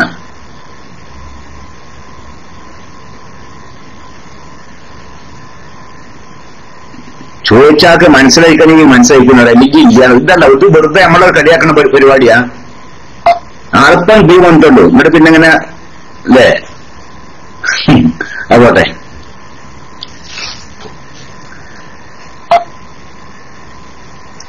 ഇങ്ങോട്ട് ഞാൻ മനസ്സിലാക്കി അതിന് ഇല്ലാന്നാണ് മനസ്സിലാക്കണേ. ആന്ന് പറയാൻ എത്ര പ്രയാസം. നിങ്ങൾക്ക് വേറെ ടെക്സ്റ്റ് ചെയ്യാൻ വേണ്ടത് ഇങ്ങനെ ഉണ്ടല്ലോ ഒരു മനുഷ്യന്മാർ പറഞ്ഞാൽ മനസ്സിലാവില്ല വെച്ചാല് മനസ്സിലാക്കുക ചോദിച്ചാൽ യെസ് എന്ന് പറയാം, അല്ലെങ്കിൽ എൻ അടിക്കുക. മനസ്സിലാക്കി ചെയ്യണോ എന്ന് ഇത് വേറെ ടെക്സ്റ്റ് ഉള്ള അടിക്കല. എല്ലാ ഒരു ഇത് നമ്മൾ സാധാരണ നമ്മുടെ പ്രവർത്തകന്മാരായ ആളുകളാണിത്, പുതിയ ആളുകളല്ല. ഈ വിഷയങ്ങളൊക്കെ ശരിക്കും അറിയുന്ന ആളുകളാണ്. നെറ്റ് സ്ലോ ആയിട്ടുള്ളതല്ല. നമുക്കൊരു വേറെ കുറെ അടിച്ചു കാണിപ്പോ, വേറെ കുറെ എന്തൊക്കെ ചോദ്യമായിട്ട്. അതല്ല വിഷയം. മനസ്സിലാക്കുന്നത് യെസ്, മനസ്സിലായിട്ടില്ല ഇല്ലെങ്കിൽ എന്താ നോ എന്ന് അടിച്ച പോരെ. എന്താണ് സഹോദരിയോ എന്താണ് സഹോദരിയോ ആണ് ഉസ്താദെ. സഹോദരിയാണ് സഹോദരനാണ്. ഈ എസ് അടിക്കാൻ സഹോദരിക്ക് അറിയില്ലേ? അല്ലെങ്കിൽ നോ അടിക്കാൻ സഹോദരിക്ക് അറിയില്ലേ?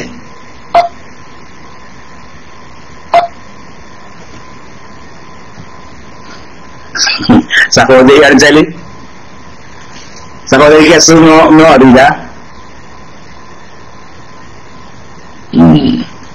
ഇത് ഒരുപാട് PM എടുക്കുകയാണ്.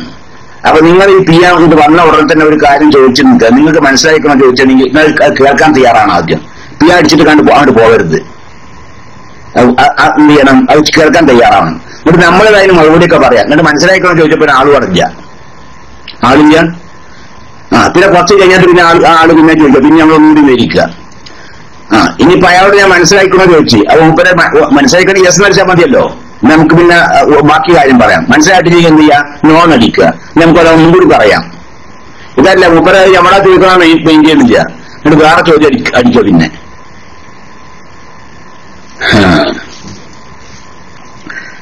ഏതായാലും ശരി, ഒന്നും പറയല്ലേ. എന്താ പറഞ്ഞത്? ഉസ്താദെ, ഒരു വലിയ അശുദ്ധിക്കാരൻ ബക്കറ്റിൽ നിന്ന് കോരി കുളിക്കുമ്പോൾ ബക്കറ്റിലേക്ക് കുളിക്കുന്ന വെള്ളം തെറിക്കുന്നത് കൊണ്ട് കുഴപ്പമുണ്ടോന്ന് അപ്പൊ നിങ്ങൾ ഇപ്പൊ ഞാൻ പറയാൻ നിങ്ങൾ കേൾക്കണം, ശ്രദ്ധിക്കണം. ഫർളിൽ ഉപയോഗിക്കപ്പെട്ട വെള്ളം കൊണ്ട് രണ്ടാമത് ശുദ്ധീകരിക്കാൻ പറ്റുകയില്ല. അതാണ് ആദ്യം മസാല മനസ്സിലാക്കേണ്ടത്. ഫർളിൽ ഉപയോഗിക്കപ്പെട്ട വെള്ളം എന്ത് ചെയ്യാൻ പറ്റൂല? രണ്ടാമത് ശുദ്ധീകരിക്കാൻ വേണ്ടി ആ വെള്ളം കൊണ്ട് പറ്റൂല.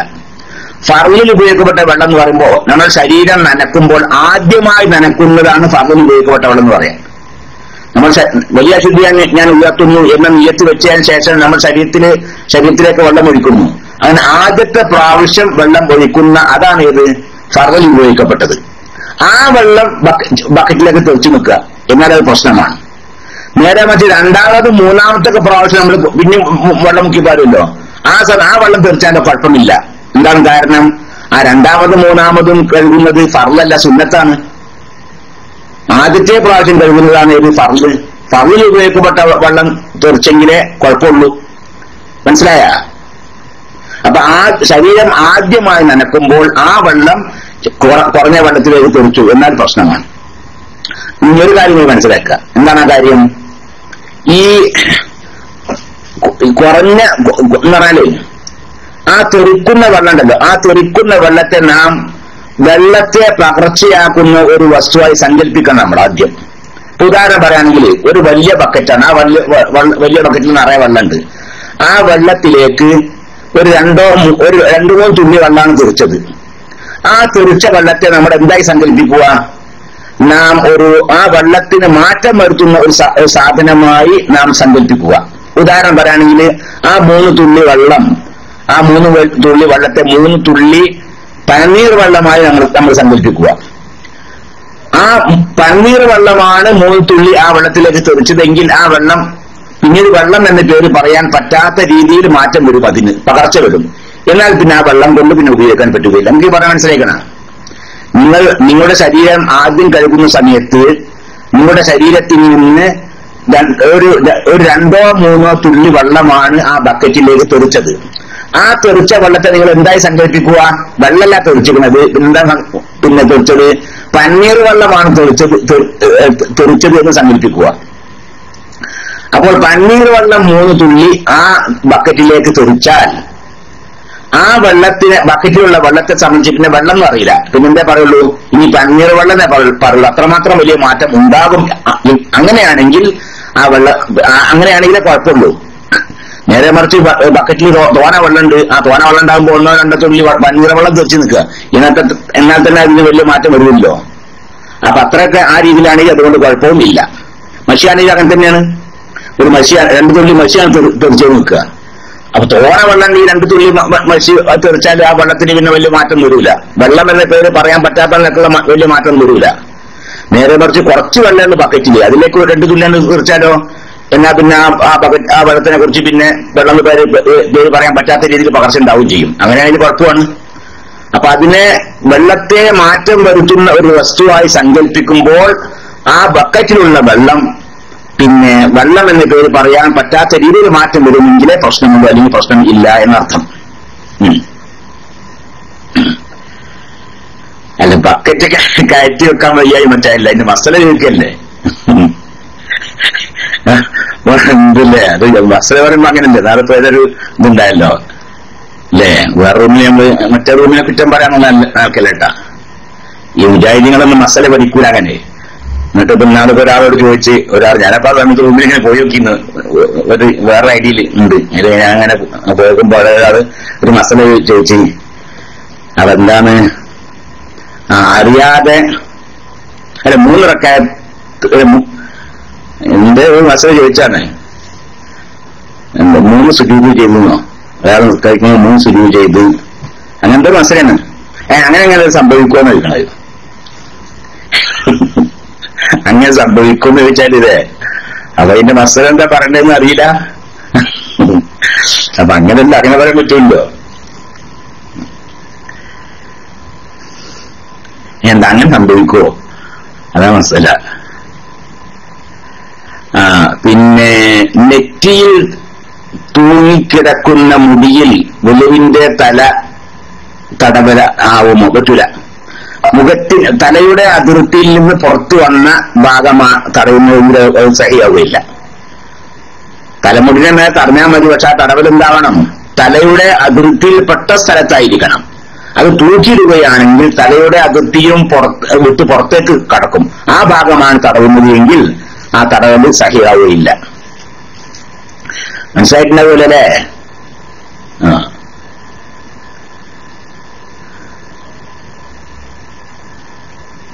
പിന്നെ അസ്സലാമു അലൈക്കും ഉസ്താദ്, റേഡിയോ പ്രേക്ഷകൻ വാട്സപ്പിൽ വിട്ടതാണ്. ആൾ ഒരാൾ 3500 റിയാൽ കടം കൊടുത്തു തിരിച്ചു കിട്ടുന്നില്ല, ദുആ ചെയ്യണം. ശരി, അല്ലാഹു സുബ്ഹാനഹു വ തആല അദ്ദേഹത്തിന് എത്രയും തിരിച്ചു നൽകട്ടെ. അത് തിരിച്ചു കൊടുക്കാനുള്ള സൽബുദ്ധി ആ സഹോദരന് അള്ളാഹുത്തരം നൽകട്ടെ. ആ വിഷയം അള്ളാഹു സുബ്ഹാനഹു നല്ല റാഹത്ത രീതിയിൽ എത്രയും വേഗം പരിഹരിച്ചു കൊടുക്കട്ടെ. ആമീൻ. വസല്ലല്ലാഹു അലൈഹി വസല്ലം മുഹമ്മദ്. വേറെ ആൾക്ക് ജോലിയൊന്നും ആയിട്ടില്ല, ദുആ ചെയ്യണം. അള്ളാഹു സുബ്ഹാനഹു ഖൈറായ മാന്യമായ നല്ലൊരു ജോലി എത്രയും വേഗം നിങ്ങൾക്ക് പ്രദാനം ചെയ്യട്ടെ. ആമീൻ. വസല്ലല്ലാഹു അലൈഹി വസല്ലം മുഹമ്മദ്. മൂത്രമൊഴിച്ച് വെള്ളം ഉണ്ടെങ്കിലും കല്ലോ മണ്ണോ കട്ട കൊണ്ടോ ശുദ്ധിയാക്കിയാൽ മതിയാവും. വെള്ളം ഉണ്ടെങ്കിലും പിന്നെ കല്ലുകൊണ്ട് മനഹാരം ചെയ്താൽ സഹിയാകുന്നതാണ്. വെള്ളം ഇല്ലെങ്കിലേ കല്ലുകൊണ്ട് അങ്ങനല്ല, വെള്ളം ഉണ്ടായിരിക്കെ തന്നെ കല്ലുകൊണ്ട് ശുദ്ധീകരിച്ചാൽ സഹിയാകും. പക്ഷെ ഏറ്റവും ഉത്തമം വെള്ളം കൊണ്ട് അവരാണ് എന്ന് മാത്രം. ഒരു സ്ഥലത്തെ ഫാസിഖും മറ്റൊരു സ്ഥലത്തെ പുത്തൻ പ്രസ്ഥാനക്കാരനുമാണ് ഇമാം. ഇവരിൽ ആരോട് തുടരാൻ പറ്റും? രണ്ടാളും തുടരലും കറാഹത്ത. രണ്ടാളും തുടർന്നാലും നിസ്കാരം സഹിയാവും. രണ്ടാളും തുടർന്നാൽ ജമാഅത്തിന് കൂലി കിട്ടൂല. ഫാസിഖിനോട് തുടരലും കറാഹത്താണ്, മുഅ്തദിനോട് തുടരലും കറാഹത്താണ്. രണ്ടാളോട് തുടർന്നാലും ജമാഅത്തിന് കൂലി കിട്ടൂല, നിസ്കാരം സഹിയാകും. പിന്നെ ഇനിയും കുറെ PM ഉണ്ട്. ഇൻഷാ അല്ലാഹ് അത് ഇനി നമുക്ക് നാളെ ഒരുപാടുണ്ട്. ഇപ്പോ ഞാൻ എങ്ങനെയും കുറച്ചാണ് കഴിഞ്ഞോട്ടെ, കുറച്ചും കൂടി നീട്ടി കൊണ്ടുപോയത്. പക്ഷേ ഇത് പാതരാവരെ ഇരുന്നാലും തീരാൻ പ്രയാസമായി, അത്രമാത്രം ഉണ്ട്. അപ്പൊ ഇൻഷാ അല്ലാഹ് ഞാൻ അത് വായിച്ചിട്ട് സാധിക്കുന്ന രീതിയിലൊക്കെയാണെങ്കിൽ PM തന്നെ മറുപടി നൽകാൻ ശ്രമിക്കാം. കുറച്ചൊക്കെ ഉള്ളുവെങ്കിൽ അതിനെ വിശദീകരിച്ച് പറയേണ്ടതാണ്. ഇൻഷാ അല്ലാഹ് നാളെ ഈ സമയത്ത് പറയുമ്പോൾ നിങ്ങൾ ശ്രദ്ധിക്കുക. അല്പം ഗൗരവത്തിൽ പറയേണ്ടി വന്നു, നിങ്ങൾ ക്ഷമിക്കണം. അത് നിങ്ങൾ തന്നെ കുറച്ചൊക്കെ PM ചെയ്യുന്ന ആളുകൾ തന്നെ കുറച്ചൊക്കെ ശ്രദ്ധിക്കണം എന്നുകൂടി അറിയിക്കുകയാണ്. അള്ളാഹു സുബ്ഹാനഹു വ തആല ഇവരേക്കും പറഞ്ഞു ചോദിച്ചതും കേട്ടതൊക്കെ അള്ളാഹു ഖബൂൽ ചെയ്യട്ടെ.